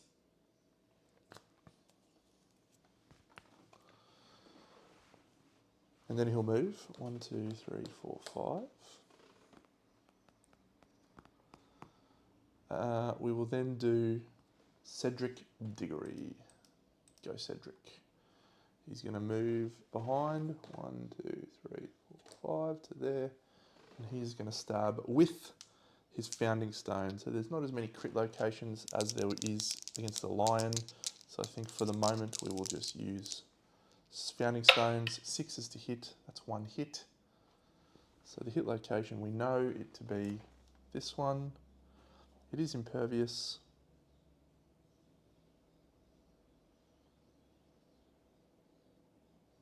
Unless we can roll a crit, nothing happens. We can't roll a crit, nothing happens. Cedric's done. Helga, I think I called her Helga. Yeah, 1, 2, 3, 4. Helga Hufflepuff, she's in there. Swing with her founding stone. She misses twice. Minerva's going to swing with her founding stone. She hits on a perfect hit. We don't have anything for perfect hits. She hasn't suffered damage. So hit location is, ooh, Pale Underflesh. So he's a 6 toughness. We've got +1 from the founding stones. That takes it to 5. And a critical on a 10. 5 is a wound. The Pale Underflesh. Nothing. Very good. 1 wound down. That is the end of... Oh no, she can move now. 1, 2, 3, 4, 5. So monsters AI card. No one has lost insanity, so we're still not terrified. Mocking Bite. Closest threat in facing in range is Minerva, which is exactly what we wanted. Well, maybe not so much because she's got no survival left, but move an attack target. Move to there. Swinging 2 on a 3+. It's 2. Where do they go? Waist and hand. So the hand takes 1, and the waist takes a serious damage. Cool. The monster chortles. Ho, ho, ho, ho. And you are terrified. And she's knocked down.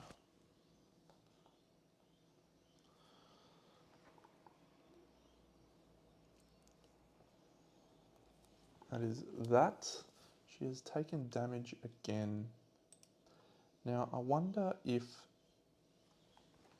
each instance of damage counts for that knowledge. I'm going to go read that knowledge thing. Knowledges have observation. As you play, if you fulfill an observation condition, yeah, gain the next rank immediately. All right, well, I'm going to advance to Fear 2. Which we have over here already.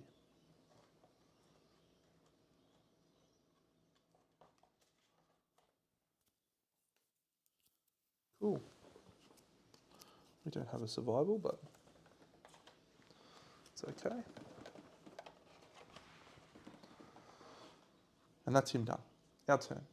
Minerva can't do anything, but we'll do Severus. He'll walk 1, 2, 3. And he will swing with his founding stone in the rear. 1, 7 is a hit, and the hit location is Vasodilated, the blushing, bulging neck. So we're wounding on a 5, and there's a failure. We do not fail though, so that does a wound, and we have to do the compulsive reaction, which is archive this. So that's archived. And then draw a coagulated hit location and put it on top of the hit location deck. It's done. That's unfortunate. We do a wound. And he's done.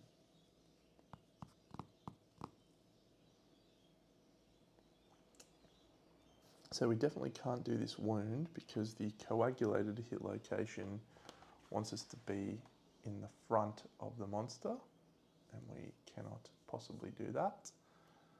No one who's got that much speed, so do we accept and just gain some insanity?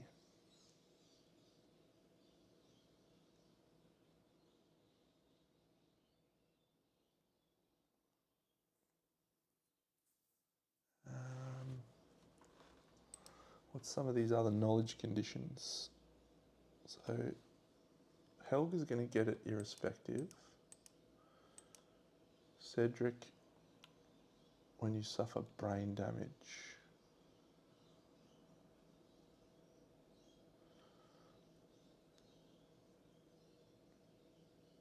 Okay, so nothing there.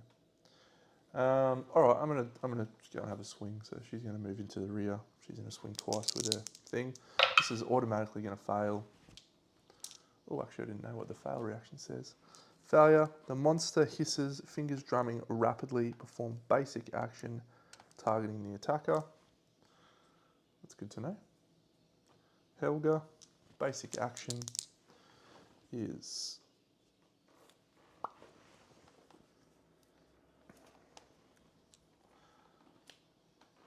uh, 2 on a 3+.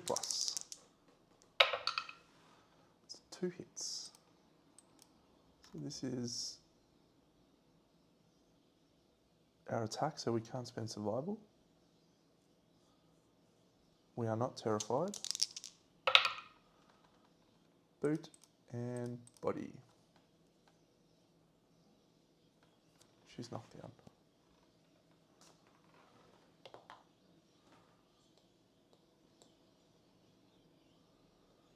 Yeah, we'll go there with Brave Cedric Diggory. 2 hits from Cedric. Yeah. Go Cedric. Oh no. Oh my god. All adjacent survivors suffer brain damage equal to the number of bleeding tokens. That's okay, we don't have any bleeding tokens. This one, yep, so we'll do it in that order. We're winning on a 5, so the first one, that's a 9. Not going to roll that because it wouldn't have been. Second one, that's a crit. There is no crit on either of them. 2 wounds. Get out of here. So we have to draw 2 coagulated hit locations and archive both of those. And these 2 coagulated hit locations go on top of the deck. The good news about that, the good news is that they are definitely not the trap. So you can plan around that to some extent. That's the end of our Survivor turn. It's a Monster AI card. Hail of Fingers, the closest threat in range. That is either Severus or Cedric. And what does this do? Does this do Insanity?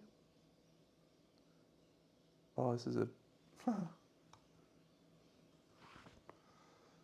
He gets to roll a lot of dice here.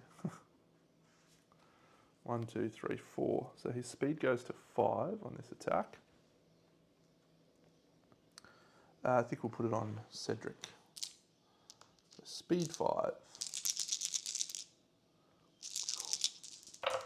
7's to hit. We roll 3 hits.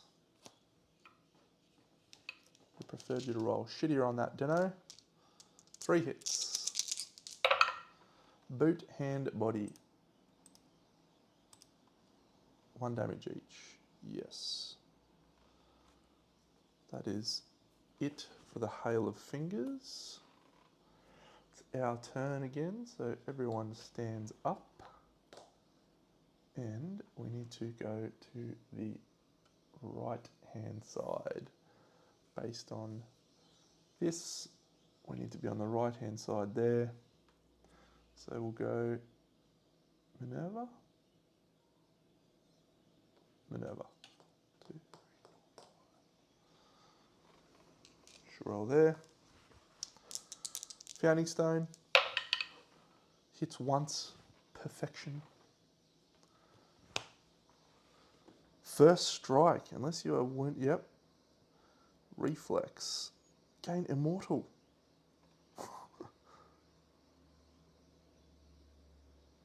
Critical wound, you die. The monster heals 1. That's not good. We're winning on a 5. Critting on a 10. That's a miss. Reflex. Chest fingers open seductively to reveal an 8-chambered heart. Its octuple beat transfixes you. Gain Immortal Disorder. This is Minerva.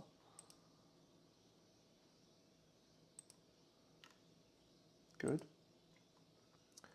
And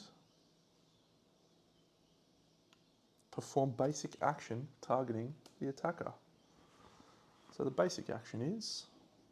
Oh no, she's terrified. If you are terrified, you are devoured whole, dead. That seems unfortunate, unless I roll 2 1s and 2s here. A Lantern 10 and a 9. Minerva, swallowed whole. Dead. Good. Now, we will do Helga. She's in the front. She's hitting with the Founding Stone. She hits twice. What a legend.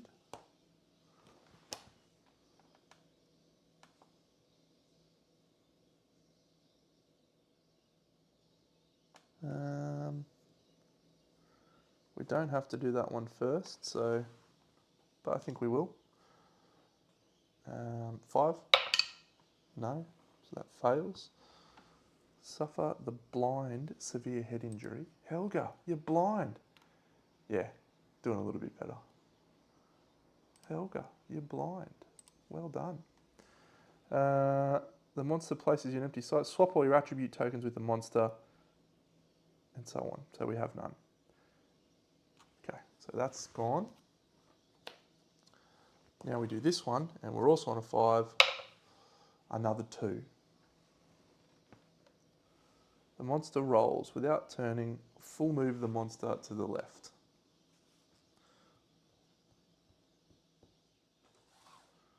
Just rolling. Keep rolling, rolling, rolling, rolling. Well, the good news is that Severus hasn't gone yet, so he's going to go 1, 2, 3, 4, 5. He'll swing twice with his Founding Stone. It's a 4 and a 9. 9's a hit, and it is another Blushing Brow attack. Oh, this is one that disarms me. Don't fail, you chump. Don't fail. Critical's fine. Oh, there's no crit. Ah. It's a wound though, so we archive that hit location. We put another Coagulated on top. Interesting. We do that wound. This gets shuffled. I'm going to move Cedric into there. She hasn't done her move yet.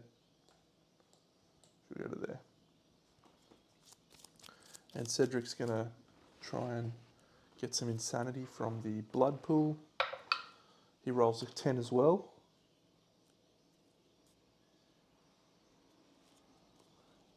He actually rolls an 11 because he's in the center of the blood pool, which means he gains Immortal.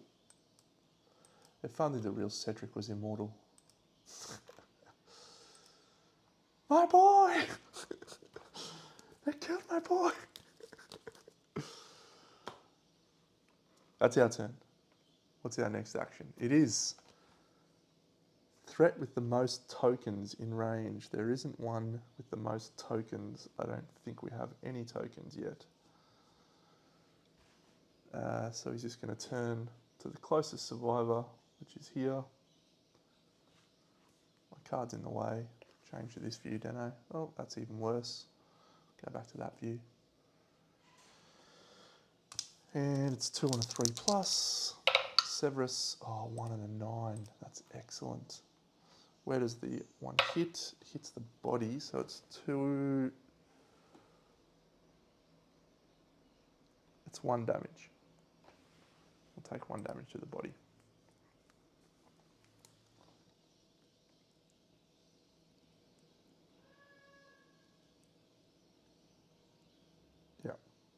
cool.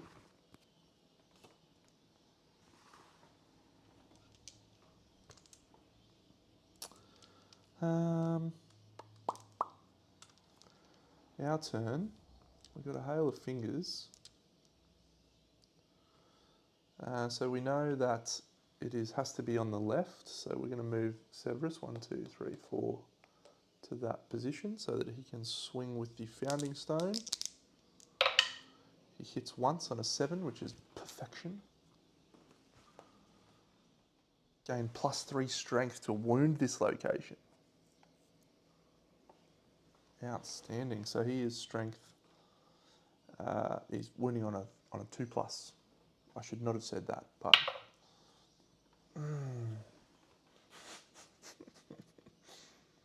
yeah, good. Love that. The monster hisses. Perform basic action targeting the attacker. Severus. 2 on a 3. Misses once. Hits once. Hits him in the head. Severus. Your poor head. He's knocked down and he has to do a severe injury roll. Severus Snape. He rolls a 9. That one's not too bad. On the head. Anything but a 1. What a dickhead. 9. Shattered jaw. You drink your meat through a straw. Severus. Gain a bleeding token. This injury is permanent. You can no longer encourage.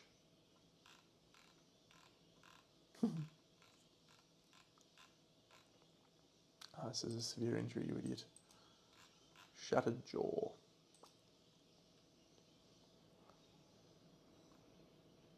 No longer consume or be affected by events requiring you to consume. You can no longer encourage. I'm annoyed by that. It was a 2+ to wound. Very annoyed by that. And he's about to cop it again, I think. Drink from the pool. Helga. She gets a 2. That gets her 1 insanity.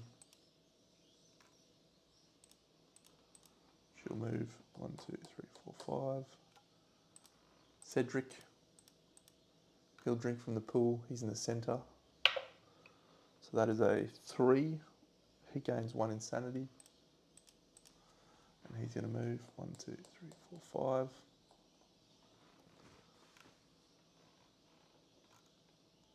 It's the monster's turn. He draws Hail of Fingers. Oh dear. I think we're about to lose brave Severus Snape. 1, 2, 3, 4, 5. So this is a 6-speed attack. All hitting on 7s. 1, 2, only 2 hits. Alright. Don't roll ahead. Hand and body. Hand. Spend a survival to dodge the body. Yeah, it's good times. Hail of Fingers done. Severus will swing with his founding stone. Hits twice because he's a jet. Go Severus. You fucking dick. You fucking dickhead. Fucking crocodile. Fuckwit. All survivors are doomed. The attacker gains the Terrified status card. Gain the Death Count status card. Full moves away from all survivors and then turns to face the attacker. So he's going to go there. Severus is then going to move 1, 2, 3, 4, 5, which is great. I was supposed to move away with that Hail of Fingers actually. I've got to remember that. That's a move away thing. If you've got to move to speed range 6, you don't stand still. Got to remember that. We put all those little vasodilated hit location things on top, or in the thing. So, and cut. Oh, there's one on top. It's okay. That's our turn. He's going to draw. Mocking Bite. Closest threat. Closest survivor. Move. 1, 2, 3, 4, 5, 6. We will do it on Helga.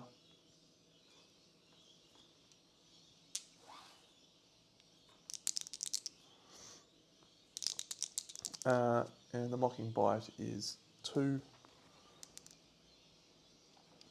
3 plus. 1, 2, and 1, 3. Have you spent your survival yet, Helga? No, you have not. So we will dodge that and avoid any negative after effects. Okay, come on team. Cedric, 1, 2, 3. Going to target the side there because that is what the top hit location is. 2 and a 3. Why are you doing this to me, you idiot? Helga will swing. She rolls a 7, so she's going to automatically fail, and it's going to be hit location. It automatically does the basic action on Helga. Oh dear. 2 speed, 3 plus, 2 hits, 2 hit locations on Helga, body and head. Helga's got 2 severe injury rolls. Are we terrified on Helga? No. So she's got a body and a head. So the body, she rolls a 4. I think that's either gaping chest wound or gaping chest wound. Yep, gaping chest wound. Good work, Helga.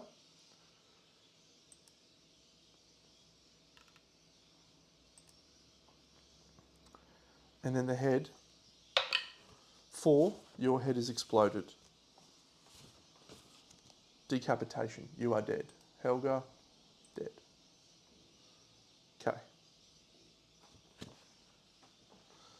Dead. This is looking very similar to the last time this happened. This guy, he's going to move 1, 2, 3, 4, 5 into the rear. He's going to swing twice. In a spot of bother. He hits twice because he's an absolute star. Of course he gets an impervious hit location. Wounding on a 5. Cedric. No, it's a Severus. So that one we did first, which is good. And then critting on a 10. Oh, come on, Dano. Roll it in the tray, you idiot. All right, change dice. Reflex, he runs sideways. Oh, where's he going? Oh, he's going to collide with old mate, Cedric.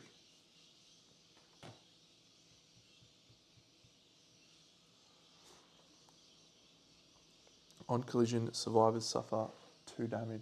Where do you suffer your 2 damage, Cedric? To the head. Cedric is knocked down and has to do a severe damage roll. 8 on the head.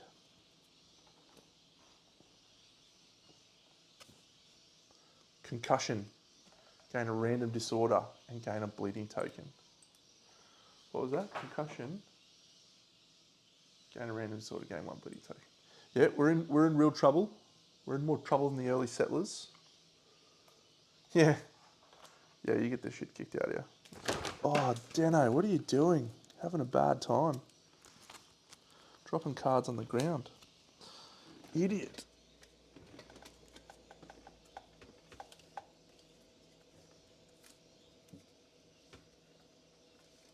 Okay, that's one of my best.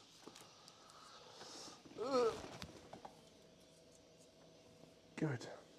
Got them all. Got them all. We did reasonably well at our last attempt at this. Well, we lost 2 guys, but that's not bad for a first time. I was expecting to do a little bit better this time, given that I knew a little bit more about his patterns, but not to be. We have dealt ourselves anxiety. Okay. He's going to gain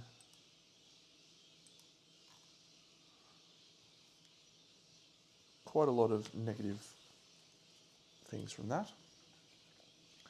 Now, am I right in thinking that's our turn over and it's his turn again? End of each round, gain a survival. So Severus gains a survival. And he puts a token on that thing.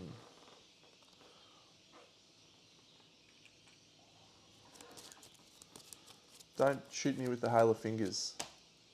It's 21,000 Newton bite. Threat with the most tokens in range. Severus has 2. Cedric has 1. It has to be Severus. Oh no, he's terrified. That means this attack's at 21 damage. Okay. He's going to land on him, so he's going to get knocked back to there. Poor Severus. 2 on a 3+. Missed both of these, Severus. No. So he cannot ignore hits because he's guardless. So he cannot do anything about that. He's taking 2 21 damage rolls. 1 to his body and 1 to his hand. So the body, a 4, gaping chest wound.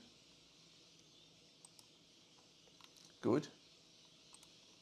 And the hand, 5. I think that's a bleeding token as well.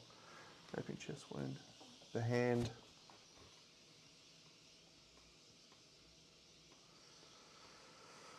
ruptured muscle. You can no longer activate fighting arts. Good.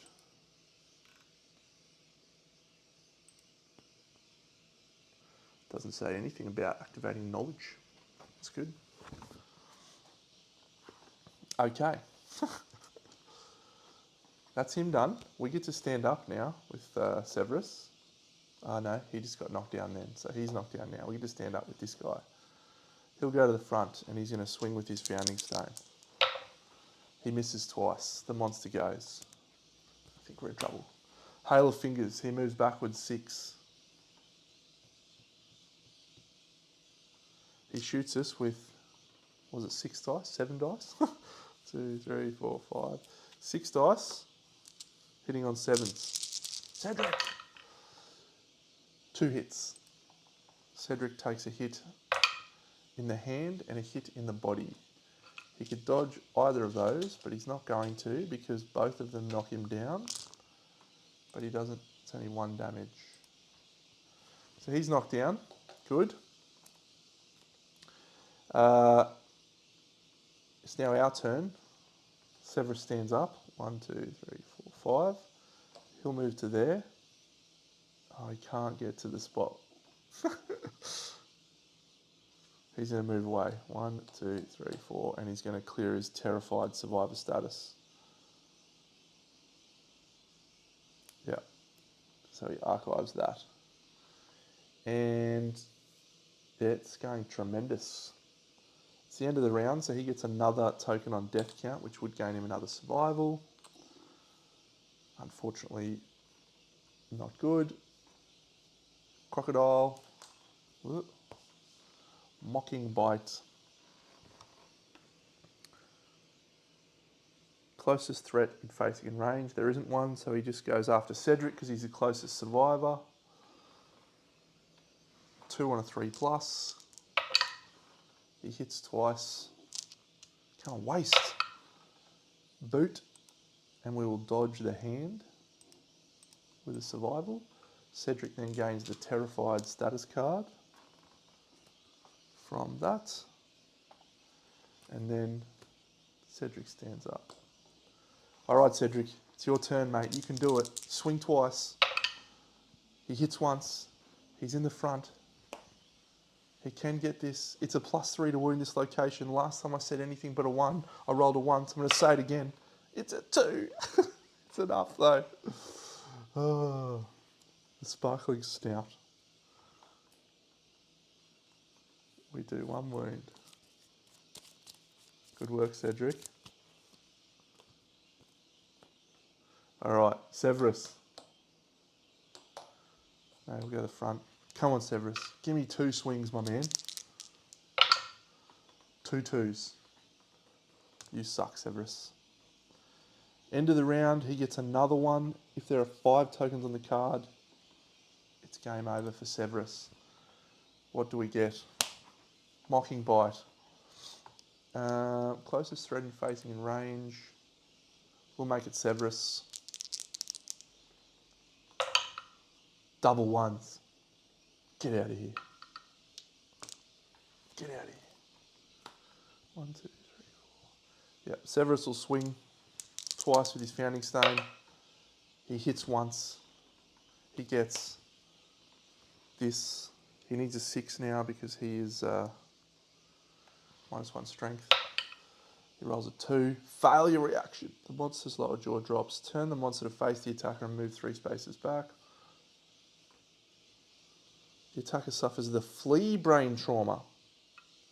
If they are immortal, they suffer the frenzy brain trauma instead. Okay, so he is fleeing, which means he has gained a brain trauma. So we advance to despair 2. Now, because of Adrenal Adept, when you would gain insanity, you suffer 1 damage to a random hit location.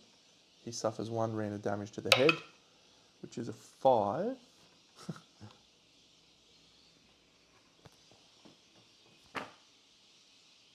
Intracranial hemorrhage. Gain a bleeding token. It's awesome times, this one.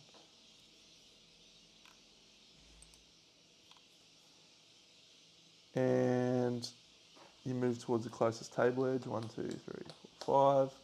He's done. This guy, 1, 2, 3, 4. He'll swing twice. Come on, Cedric. Cedric hits once. Good work, Cedric. It's not the trap. It's vasodilated though. Cedric is okay. He's got a 6. That's a wound. So he's done a wound. Archive. Coagulated hit location. On top. The monster does Mocking Bite again. 2 on a 3+. He hits Cedric once. Can you roll the waist, please? Just give me the waist. The hand. Cedric has to roll a random 6 on the hand. Is he insane? No, he's not. 6 on a hand is Contracture. -1 permanent accuracy is awful. And the Terrified status card.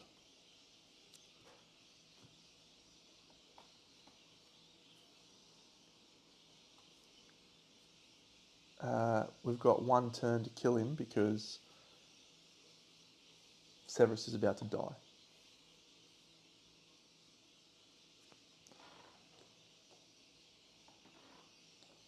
Cedric goes there. He needs to roll 2 8s, I think.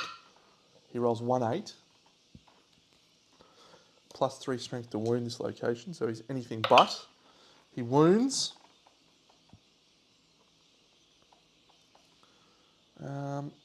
Well, so I think we can actually do this if Severus throws his Founding Stone. So I'm going to do that. I'm going to throw the Founding Stone. If there's a critical hit location, there's not. I can't remember what happens in that instance. I think if there's no critical hit location, you do not do a wound. Cedric dies. We're going to try again. Hang on, actually, I'm going to go read Game Over.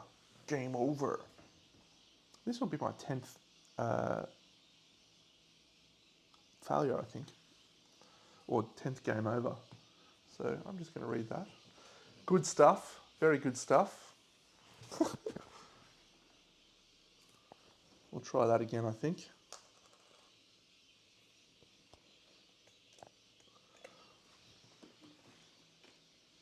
That was good though. I felt like I was understanding the crocodile a lot more now. Game Over is in the original book.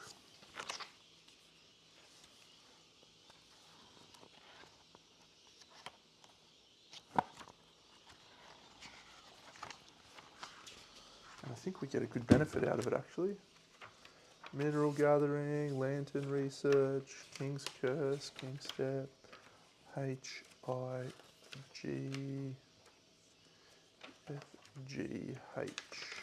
There it is. Cool. When they find, gain a skull basic resource and increase the survival limit by 1. Cool. All right. Take 2.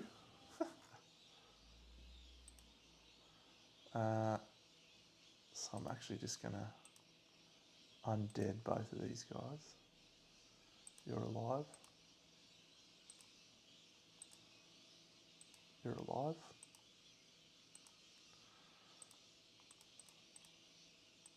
Oh, reset. Got your survival. Cedric. Reset. Got your thingy. Got your survival.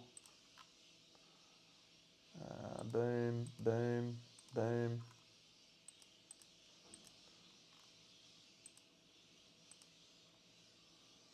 Reset. 1 insanity, 1 survival.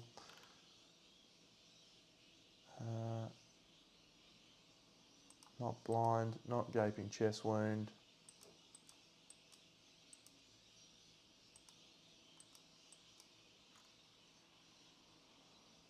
Yes, that's all right.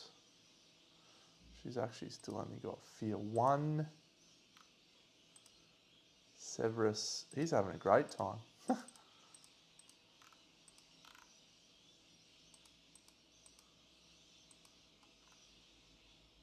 Okay. Try again.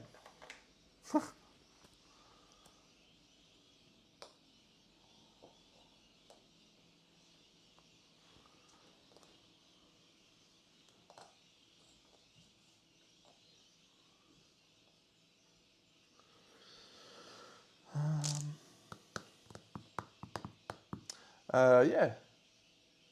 I'll show him off. He looks pretty cool. I like him a lot. Haha, thanks, Darius. I am a dickhead online all the time.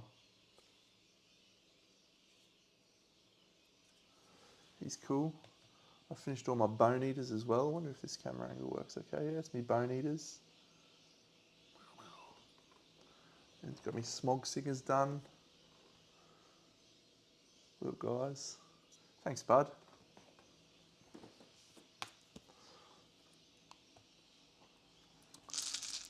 All right, I'm confident we're going to get it done this time. He says with absolute confidence that he's going to roll shit house again. All right, let's get rid of each of those. Cool. I really like the crocodile, the way he fights. He's different.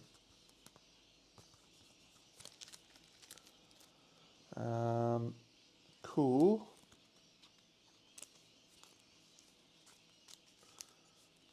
Thanks, buddy. Yeah, I wonder if that camera's better, actually. Where's the 99 finger spine? There it is. You're on top.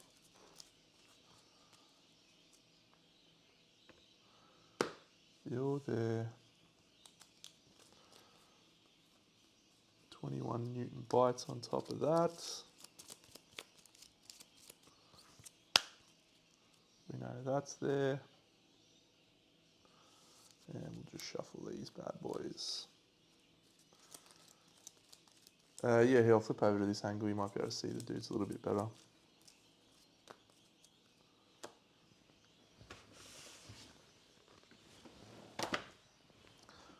Crocodile.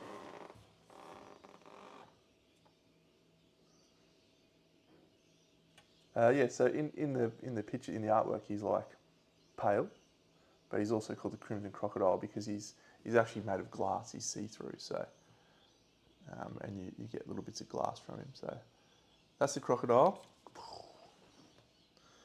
And these are the bone eaters. These are the first models I wanted to paint. They're just awesome. I love them very much. And yeah, the smog singers, they're no good. So on the desk next, we'll probably do, I've got a gap fill Atlas Gotta do him next, I think. Yeah, got Atlas the Gambler and God Hand, and then I'll paint a couple of Scouts, and then all my Gambler's Chess models that you need are done. All right, third time's a charm. Welcome back, friends, to the Hogsmeade settlement, where we're going to try for the third time to beat the Crimson Crocodile, fully fairly, I should add. The only reason I'm redoing is because I technically cheated a little bit, and it was pretty minor, so. But I'm taking the skull anyway. He's going to attack her. Boom. He misses once, and he hits Minerva in the waist. She suffers 1 damage to the waist because she's not terrified. That's his action done. Minerva gains Fear 1. She gains 1 observation from that. Good start, absolutely. Didn't need to spend the thing. Can I get Fear 1, or do I... Is it what upgraded everything now? It has upgraded everything. Interesting. So if I go to Progression and I go to Principles, we want to uncheck that. Philosophies. Yeah, okay, so cool. We just drop those 2 down.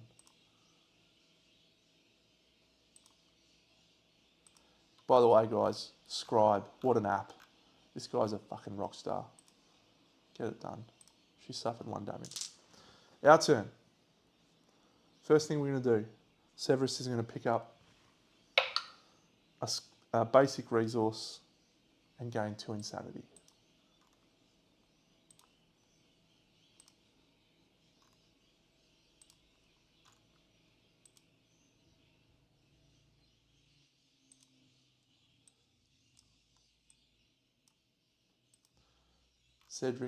Severus, 2 insanity, perfect, and a basic resource. We'll shuffle the basic resources. Get us a love juice or something.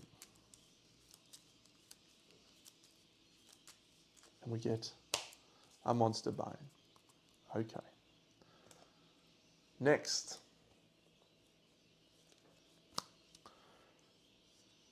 He's going to move towards the pool. 1, 2, 3, 4, 5. Cedric.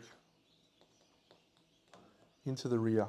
Swing twice with his founding stone. 2 7s, 2 hits. Hit locations are an impervious hit location and this one. The impervious hit location, we crit. What does that do? Your attack shatters a translucent scarab covering the stone faces on the monster's back. Find the sparkling upper back coagulated hit location. Then reshuffle and put that on top. What's it called? Coagulated sparkling upper back. Cool. Persistent injury, exposed back. The monster panics, making it even easier to hit. It gains a -1 evasion token. Get that up here. Get that up here.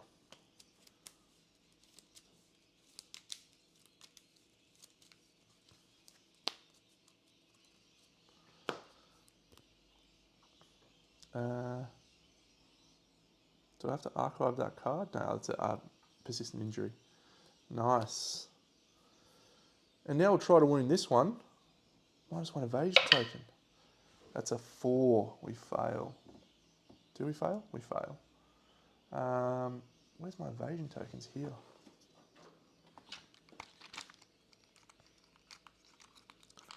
-1 evasion. Okay. That means he is hit on. A lot easier to hit. But anyway, he's about to roll over the top of Helga.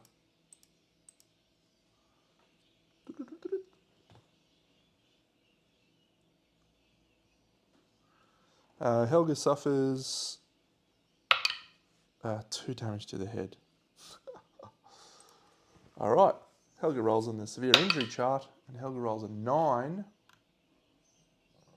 which is a shattered jaw. Not that.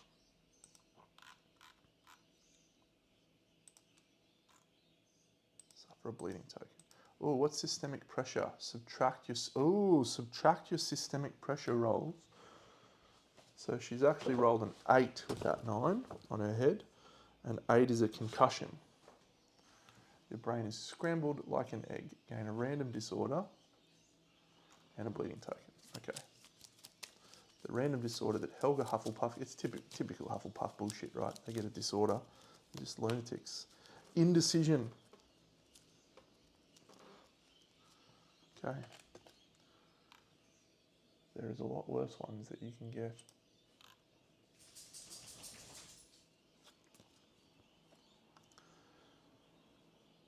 Helga is knocked down. The good news is that Minerva is in position to move into the 1, 2, 3, 4, the spot she needs to be, which is that. Because of the evasion token, she is hitting on 6s with the Founding Stone. She rolls 1 hit, give us a +3 to hit, gain +3 strength to wound that location. It's a 4, that's a wound. Outstanding. So we've done 1 wound from that because we couldn't wound that was impervious. Great. Everyone's done. Only 1 wound in the first turn. What's the AI card we get? It is Whipping and Slamming. It's a repeat.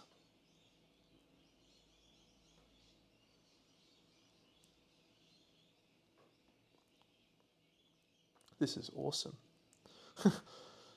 So I've never seen repeat cards before, but apparently this is a repeat card. So it's not like one of the purple ones, which goes on top, a duration card. It's different. Let's learn about it together. Repeat. After a repeat AI card is resolved, place the card face up on top of the AI deck instead of discarding the card. The next time the monster draws an AI card, it will draw the face up repeat card from the top of its deck. Okay, that seems good. So this says move the monster so the target is in the right spot, and the target is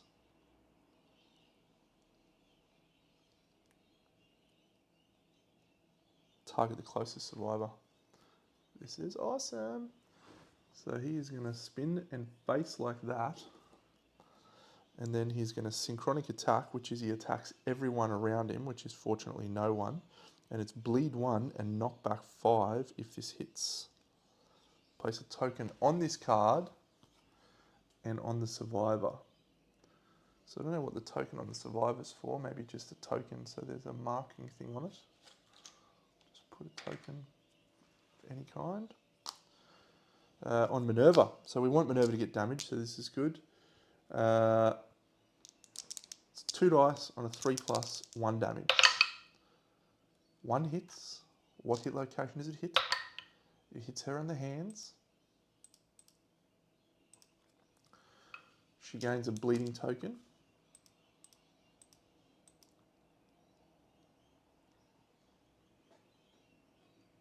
And knock back 5. So that's her second damage. Okay. So that just keeps repeating until we knock it off there. So is it worth throwing a Founding Stone to just piss it off? Potentially it is. Severus is out of range.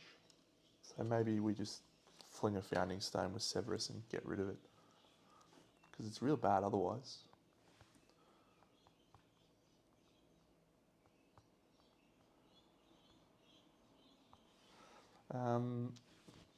She's going to stand up. We've got the -1 evasion token, so let's try this. Let's go here. She's in the rear, so she's hitting on 5s with a Founding Stone. She rolls a 6 and a 10, which is a perfect hit. Vasodilated. Vasodilated. Alright, we'll do this one first, the blushing twisting back, because she doesn't have any bleeding tokens. She does. She's going to suffer some brain damage. But we're wounding on a 5. So We crit. There's no crit, but we get rid of whipping and slamming, which is good. And that is a coagulated one, so that gets archived. And we get a coagulated one. Ooh, it's got 2. Cool. And then this one is the same. That's a 1, so that's a failure. Full move the monster to the left. 1, 2, 3, 4, 5, 6. Okay, so good work there. No one else can get in range now. So do we just grab some cheeky insanity from the pool? Would be good to spread some damage around, so he'll roll there. He gets an insanity. He'll roll there. He gets an insanity. He's now insane. In the membrane. And Minerva, 1, 2, 3, 4, 5. Oop, 7, she gets an insanity. It's the end of our turn. Hail of Fingers. Of course it's Hail of Fingers. Closest threat in range. 1, 2, 3, 4, 5, 6. So he moves back 1 space. So he's at range 6. And then he's only got 2 wounds in the stacks. This is a speed 3. 2 hits on Cedric. I probably should have put Minerva to the front. Anyway. Waist and Boot. Cedric has when you suffer brain damage, so he doesn't have that. Okay. So the only person who can get into range now is Cedric. Does he worry about it, or we just move everyone away? Yeah, we just move everyone away. 1, 2, 3. Cedric will swim in the pool again. He gets a thing. He'll move back 1. Severus will swim in the pool. He gets 1. And he'll stay where he is. And Minerva will swim in the pool, and she gets 1. Bumping up that brain armor, friends. That's it. We know he's not going to be able to shoot us. Mocking Bite, closest survivor. Move and attack targets. Well, we did that.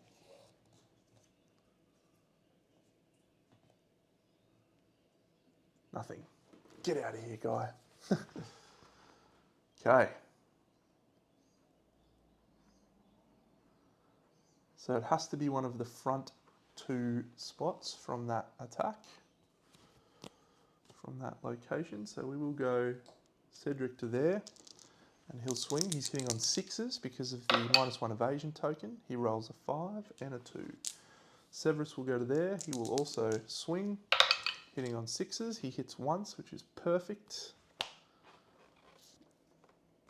Gain +3 strength to wound this location. He rolls a 2. That's enough. The monster, all adjacent survivors get whipped and suffer 1 hit.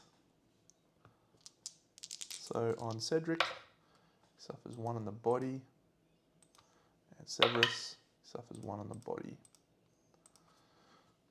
But that is a wound.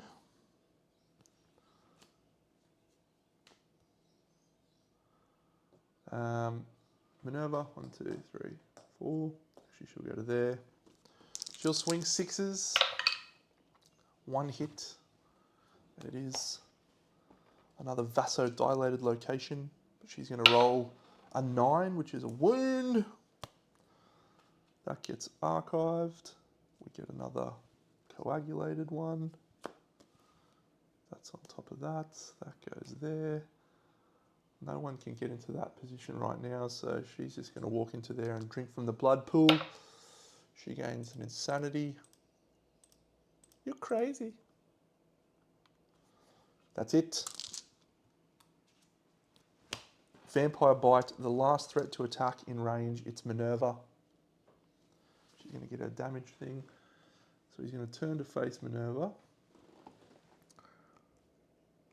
Oh. Do we have a cracked molar? No, we have an exposed back. Let's check those other ones. Any of those? No. Cool. So hitting on 3s. A 1 and a 5.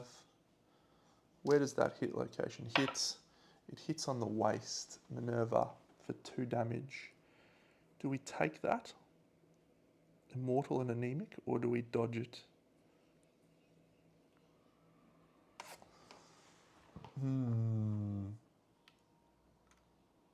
We'll take it.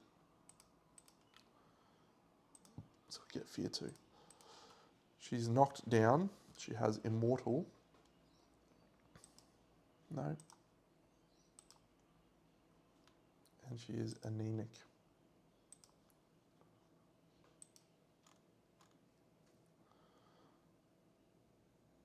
Yep. So that's all done. So she has advanced to fear 2. Severus moving into that spot to be able to attack. Come on, buddy. 1-9. Perfect. Gain +3 damage to wound this location. Needs anything but.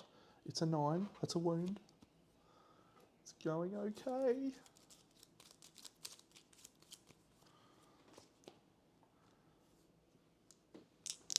Cedric will attack from where he is. He misses twice. Minerva will attack from where she is. She misses twice. And Helga will attack from where she is. She hits once. And she hits the Juicy Jowls. Can she crit? She can't even wound. What a chump. That's it. His turn. Mocking Bite, closest threat in facing. We'll make that Helga. Hits once. Where does it hit? It hits her on the body. We will dodge.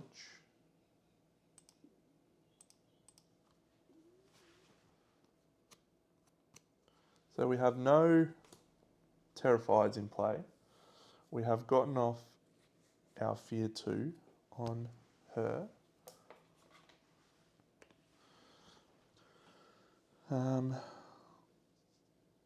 There's a lot of good things happening right now. Alright, so I'm going to start with Cedric. He's going to move into the rear. And he's going to hit. And he's going to hit on 5s because he's in the rear. He rolls 1 hit. And it is the Pale Fin. Oh, that's a bad one to draw then. Crit! No, but it's a wound. He moves 2 spaces forwards, then cranes its neck to wink at the attacker. 1, 2. Gonna have to check my rules because I forget. I forget that. So, Cedric suffers 2 brain damage. 1, 2. When he suffers brain damage, gain a progress. So that's 1 on that list. Good. Did I remember to do the wound? Yes. Severus, he'll move into the rear. He'll swing twice, hitting on 5s. He rolls 2 misses. What a dickhead. The only thing we've got, I think, is 21 Newton bite. Oh no, Halo Fingers. Closest threat in range. This is a bad time for Halo Fingers, actually. Severus. Severus, my boy. My poor boy. My boy. 1, 2, 3, 4, 5, 6. It's a 7-speed attack. Sure. 2, 4, 6, 7 speed. 7 pluses. You love to see it. 1 hit. 1 hit. And it's on the body of Severus. Have you dodged yet, Severus? No, you haven't. Do you want to? Yes. Dodge.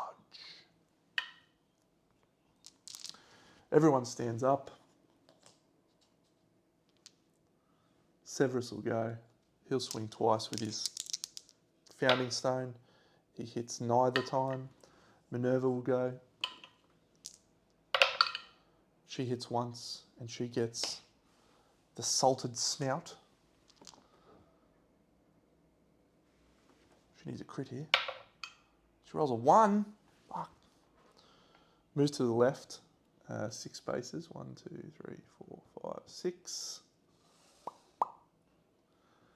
And she'll just drink from the pool, I guess. Helga drinks from the pool, gets a 4. She gets her 1 insanity. And he'll drink from the pool. He gets an insanity. She'll move to there.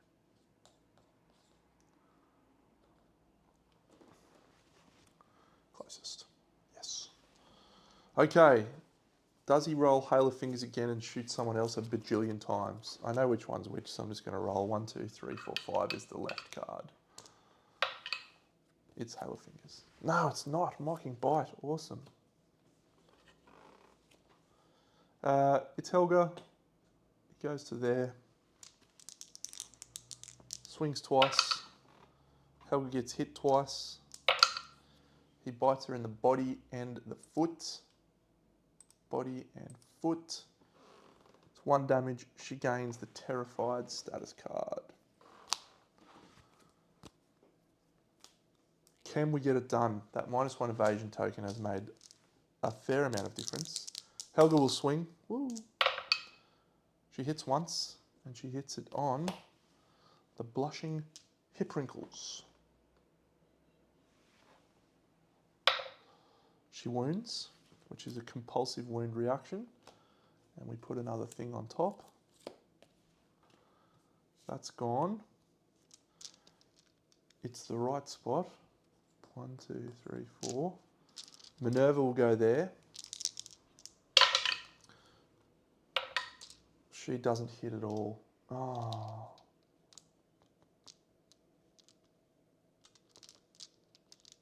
Yeah. Cedric's just going to go into the pool. He's going to get himself another insanity. Severus is going to go in the pool. He's going to get himself an insanity. And that's it for us. The monster goes.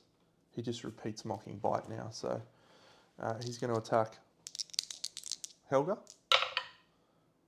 Double 10. Okay. Helga gets hit in the body twice.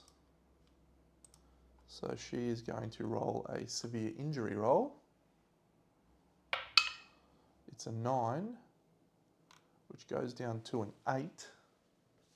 I actually want Helga to die here.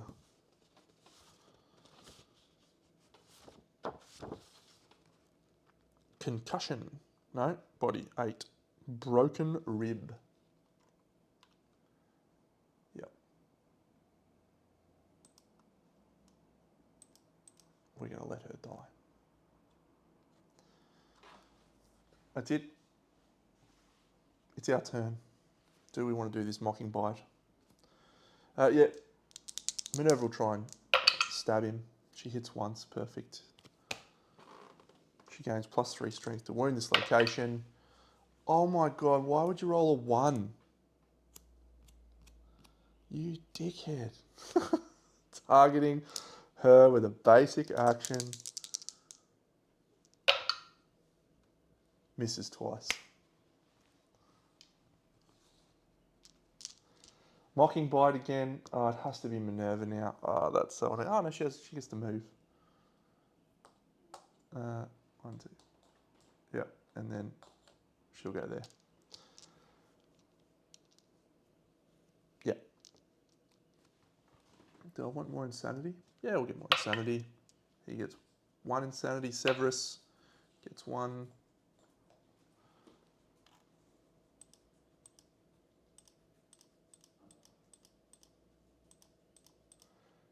Now he's going to do a Mocking Bite. It's going to be on Helga. Double fucking 10s again. Where does it get Helga? Body and hand. No, body and boot, sorry.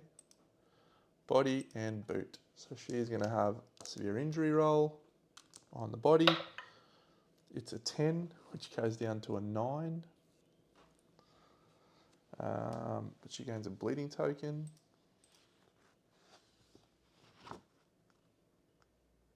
It's a collapsed lung.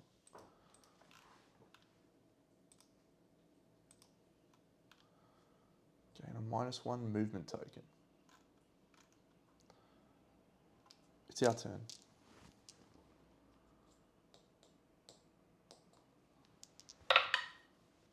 He hits twice. Don't kill him. Don't kill him. Ooh, glossy tongue, parry. We're unlikely to do that. So we'll do this fleshy armpit first. See if we can roll a 6. We can. The mocking bite is gone. We now need to crit this to kill him. No, so that's a failure.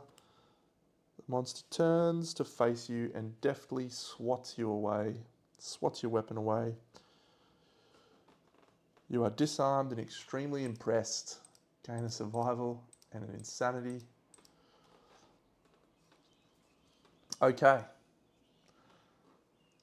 She's knocked down, so I can't do anything with that. He's going to do his basic action, and he does target her. He targets the terrified chick. So we'll do that. Turns the face, terrified. Hits once.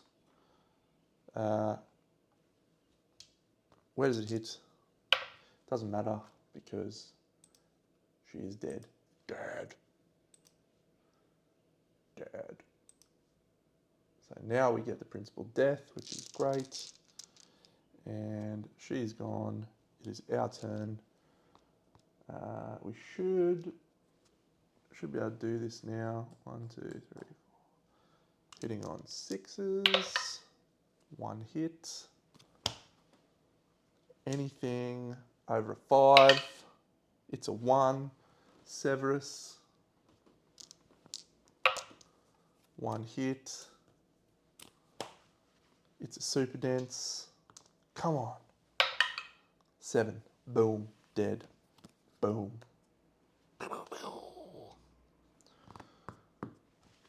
Manage departing survivors. Gain 1 hunt XP. Return from showdown and advance the year. So we have 1 extra survivor over what we had. I'm going to do everything else, all the other rolls exactly the same. I have 1 less endeavour. Actually, we get different stuff. So, okay. First of all, bonuses. Add. Where do we add our survival limit? Innovations, philosophies, principles and milestones. Survival limit. Add 1-time bonus. No. Where's our survival limit?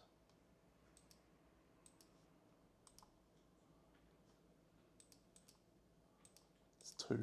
And we get a skull, which gives someone a insanity. And that someone will be Minerva. Okay.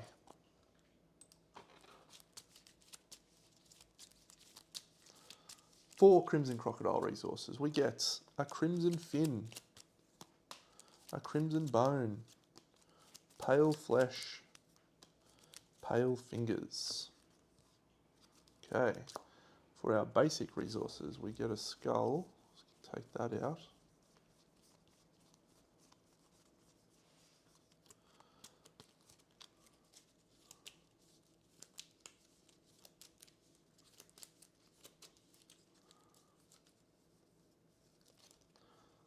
Hide.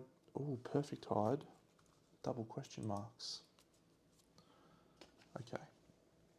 Basic. Double question marks. Monster hide. Perfect hide. Skull. Monster bone. and that's 6, yeah. 1 hide, 1 bone, 1 perfect hide, 1 skull, and 2 question marks. Good. Crocodile. We have pale fingers. Wow, this guy's got so many different things. Pale flesh. It's going to make it hard to chase down stuff, really, isn't it? Crimson bone and crimson fin. Okay, interesting.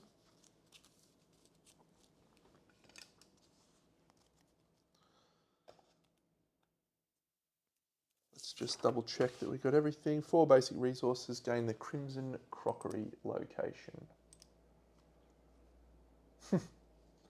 The love juice, mate, it encourages you to do an intimacy event, so you have sex with your survivors. It's wonderful. 1, 2, 3 endeavors from returning. So we now do the Crimson First Day settlement event.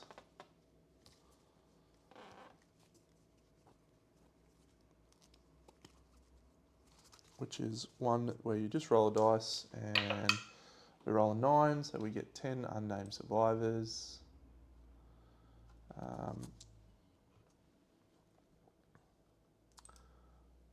did this last time, but I'm not going to do that. I'm just going to do this. 13. Done. We then do death, which we did last time. No, we'll do death later.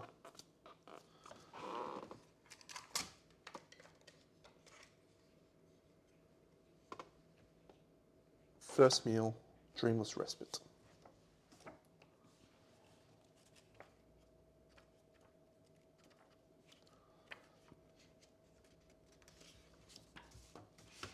The Roar of Snores. I'll let you read that. I read that last time. But the innovation, we get the nominated survivor gets +2 understanding. We will nominate Minerva McGonagall. And she will gain 2 understanding. And we will have dreamless language, which is great. We will also build our innovation deck, and we will gain the silent dialect innovation. Perfect for fist bumping. Now I didn't have these prepared last time, but I do have them now.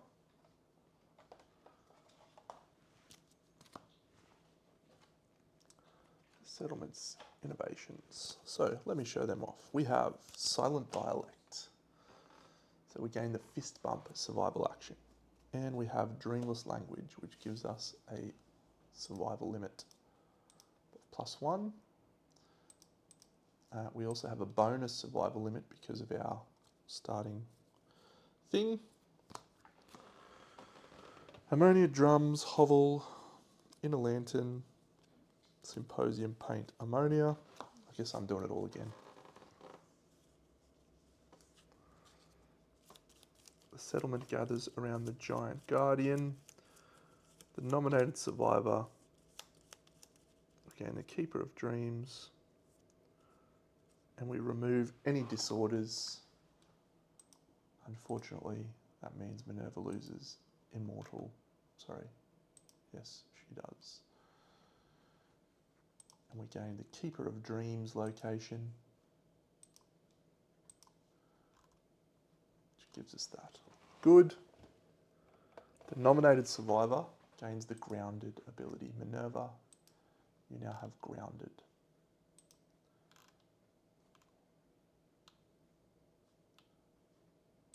Which, as I was reflecting on it, is a good ability. Okay, so we have the first Crimson Day, we have Dreamless Respite, we have First Meal. Which will be A, B, C, D, E, F, G, F. Here we go. Raise a drink.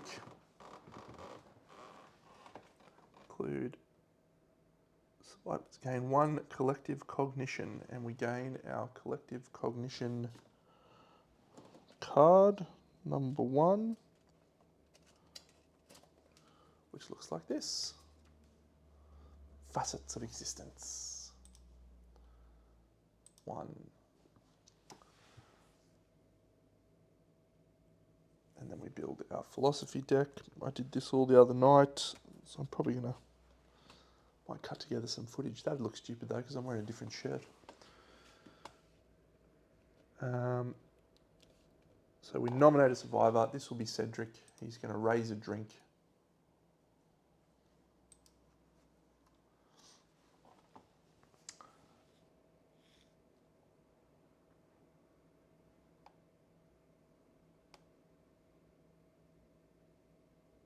Great. And then the nominated survivor, Cedric, gains a random knowledge from the deck. I should probably do this on someone else, so I'm going to make a new survivor. And I'm going to call this person Luna. Luna Lovegood.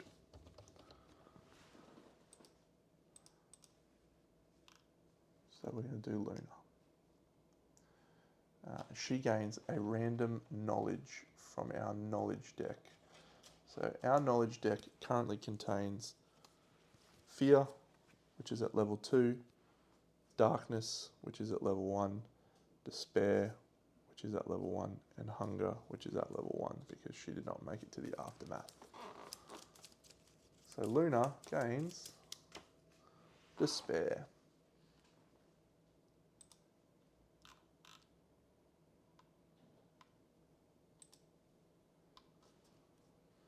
And then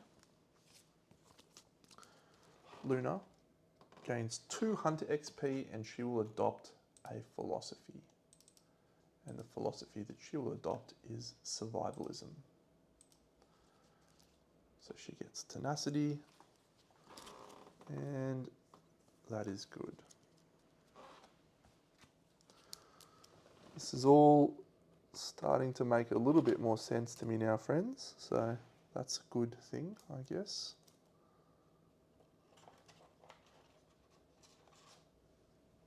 That's first meal. We go to Extinguished Guidepost. That gets us the Death Pact innovation. And the last time we rolled badly on this, so I guarantee we're going to roll exactly the same. So we will pick, who did I pick last time to be the survivor? I'm going to make him Filch.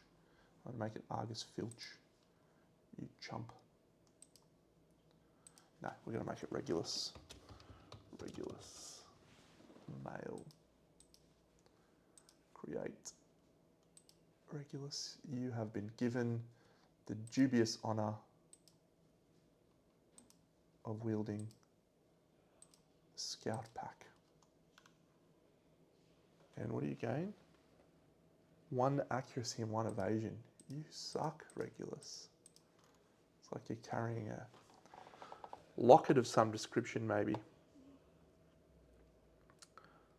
Grim Responsibility.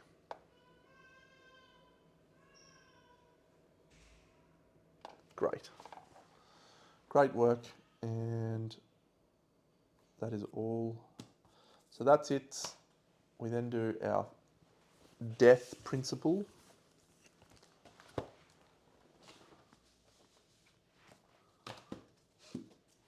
And I'm very excited about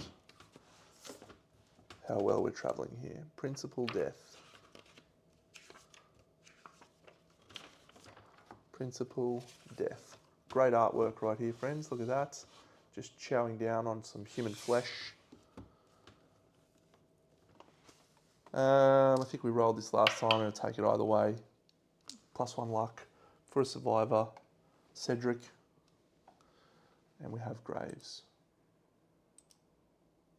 Principles. Graves.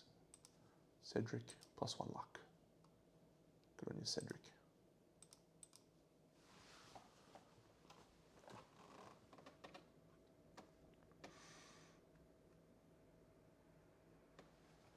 And that is all. So we have 3 endeavours to spend.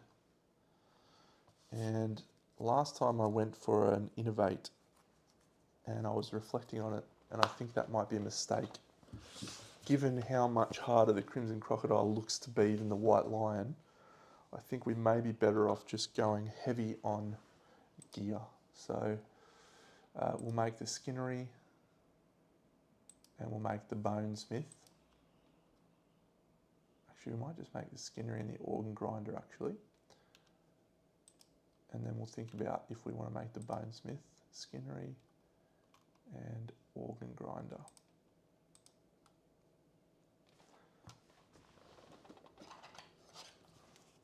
Skinnery, organ grinder, crimson crockery, keeper of dreams, outskirts. It's all happening. Oh, vermin belly boots requires a perfect hide. Oh, what can we make with a perfect hide? Is there anything we can make? No.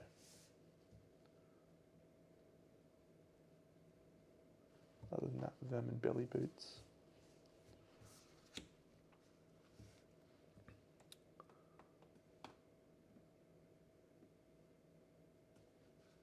Okay. So we have one endeavour left.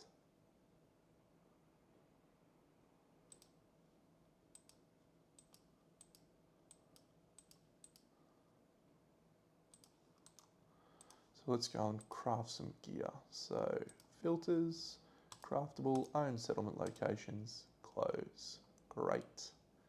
Ooh, we can build a lot of stuff from the crimson crockery. But we can't make a weapon. I really was keen on that blood glass guitar.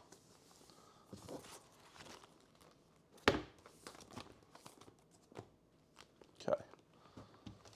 Here's all the things we can build. So we can build a crimson dress. Very excited by this. This is all new gear. So crimson dress is a crimson fin and a hide. And what does that do? 2 armor. Oh, that's awesome. Yeah, we're going to definitely make one of those. Crimson dress.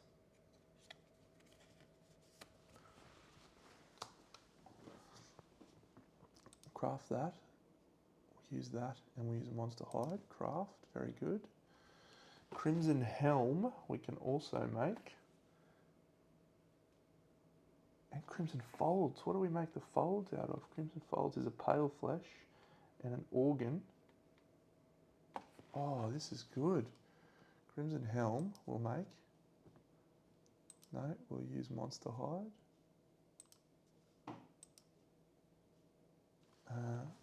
That was a crimson helm.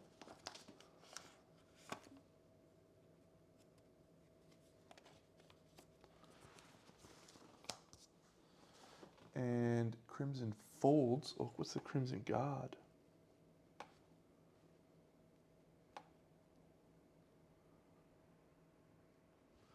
Crimson folds we will make, I think. Yep.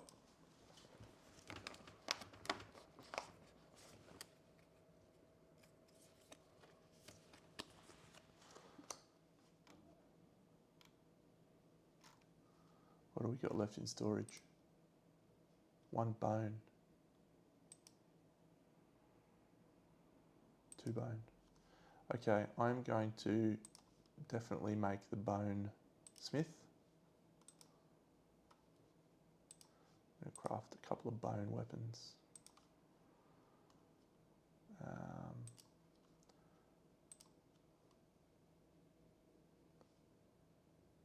Bone club. Skull helm, no. Bone blade, no. Bone dagger, no. I really want to make a bone axe, but I can't because I don't have any organs.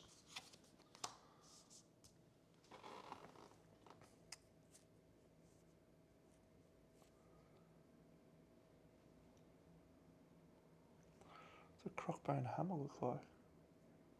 Oh, that's awesome. Clobber.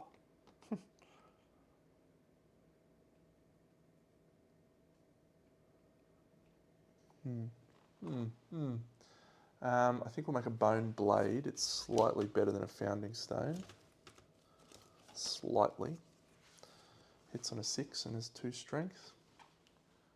Make a bone blade.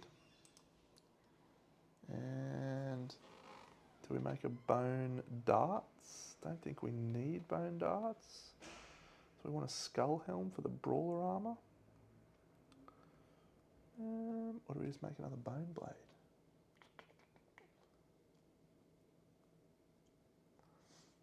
We'll make a skull helm.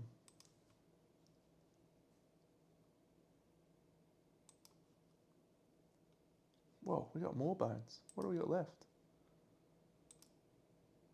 Perfect hide and pale fingers. Cool. Do we need anything from the pale fingers? I love this game, by the way, but it's probably not the most interesting to watch someone just puttering around with a settlement phase, trying to figure out what cool shit to make. Pale fingers are not required for anything specific.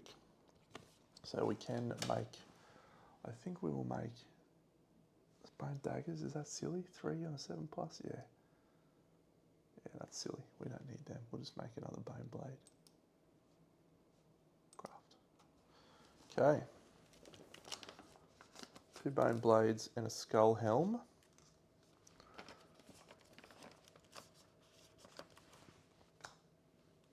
And we do not make anything else, which is a real shame. But that is much, much better because I played it correctly and I knew all the rules. So, Survivor's Return, gain endeavours, update timeline, yes, update death count, check for milestones, we haven't got any milestones, we've done our develop, we now prepare our departing survivors, and we will definitely go out with these 4 again. Depart, depart, depart, depart, depart, the scout, and Luna will now be red. She should have been in Gryffindor, Luna.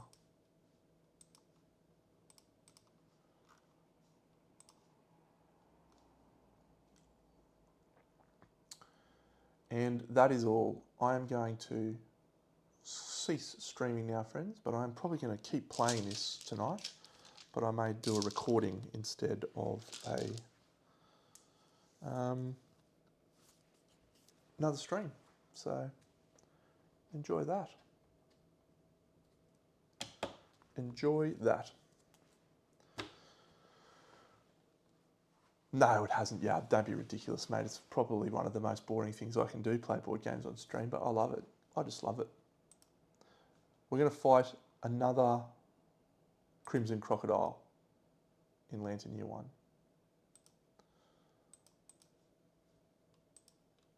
And it's going to be, well, I'm glad, mate. Glad. So we're going to have a couple of things. The Death Pact, we've got a, oof. We've now got Encourage, which is good. And we've got a Fist Bump. Once per round if standing. They stand if knocked down. Non-blind survivor. Cool, so we can encourage someone even if they are deaf. Good. All right. Friends, pleasure. See you all again soon. Big Deno out.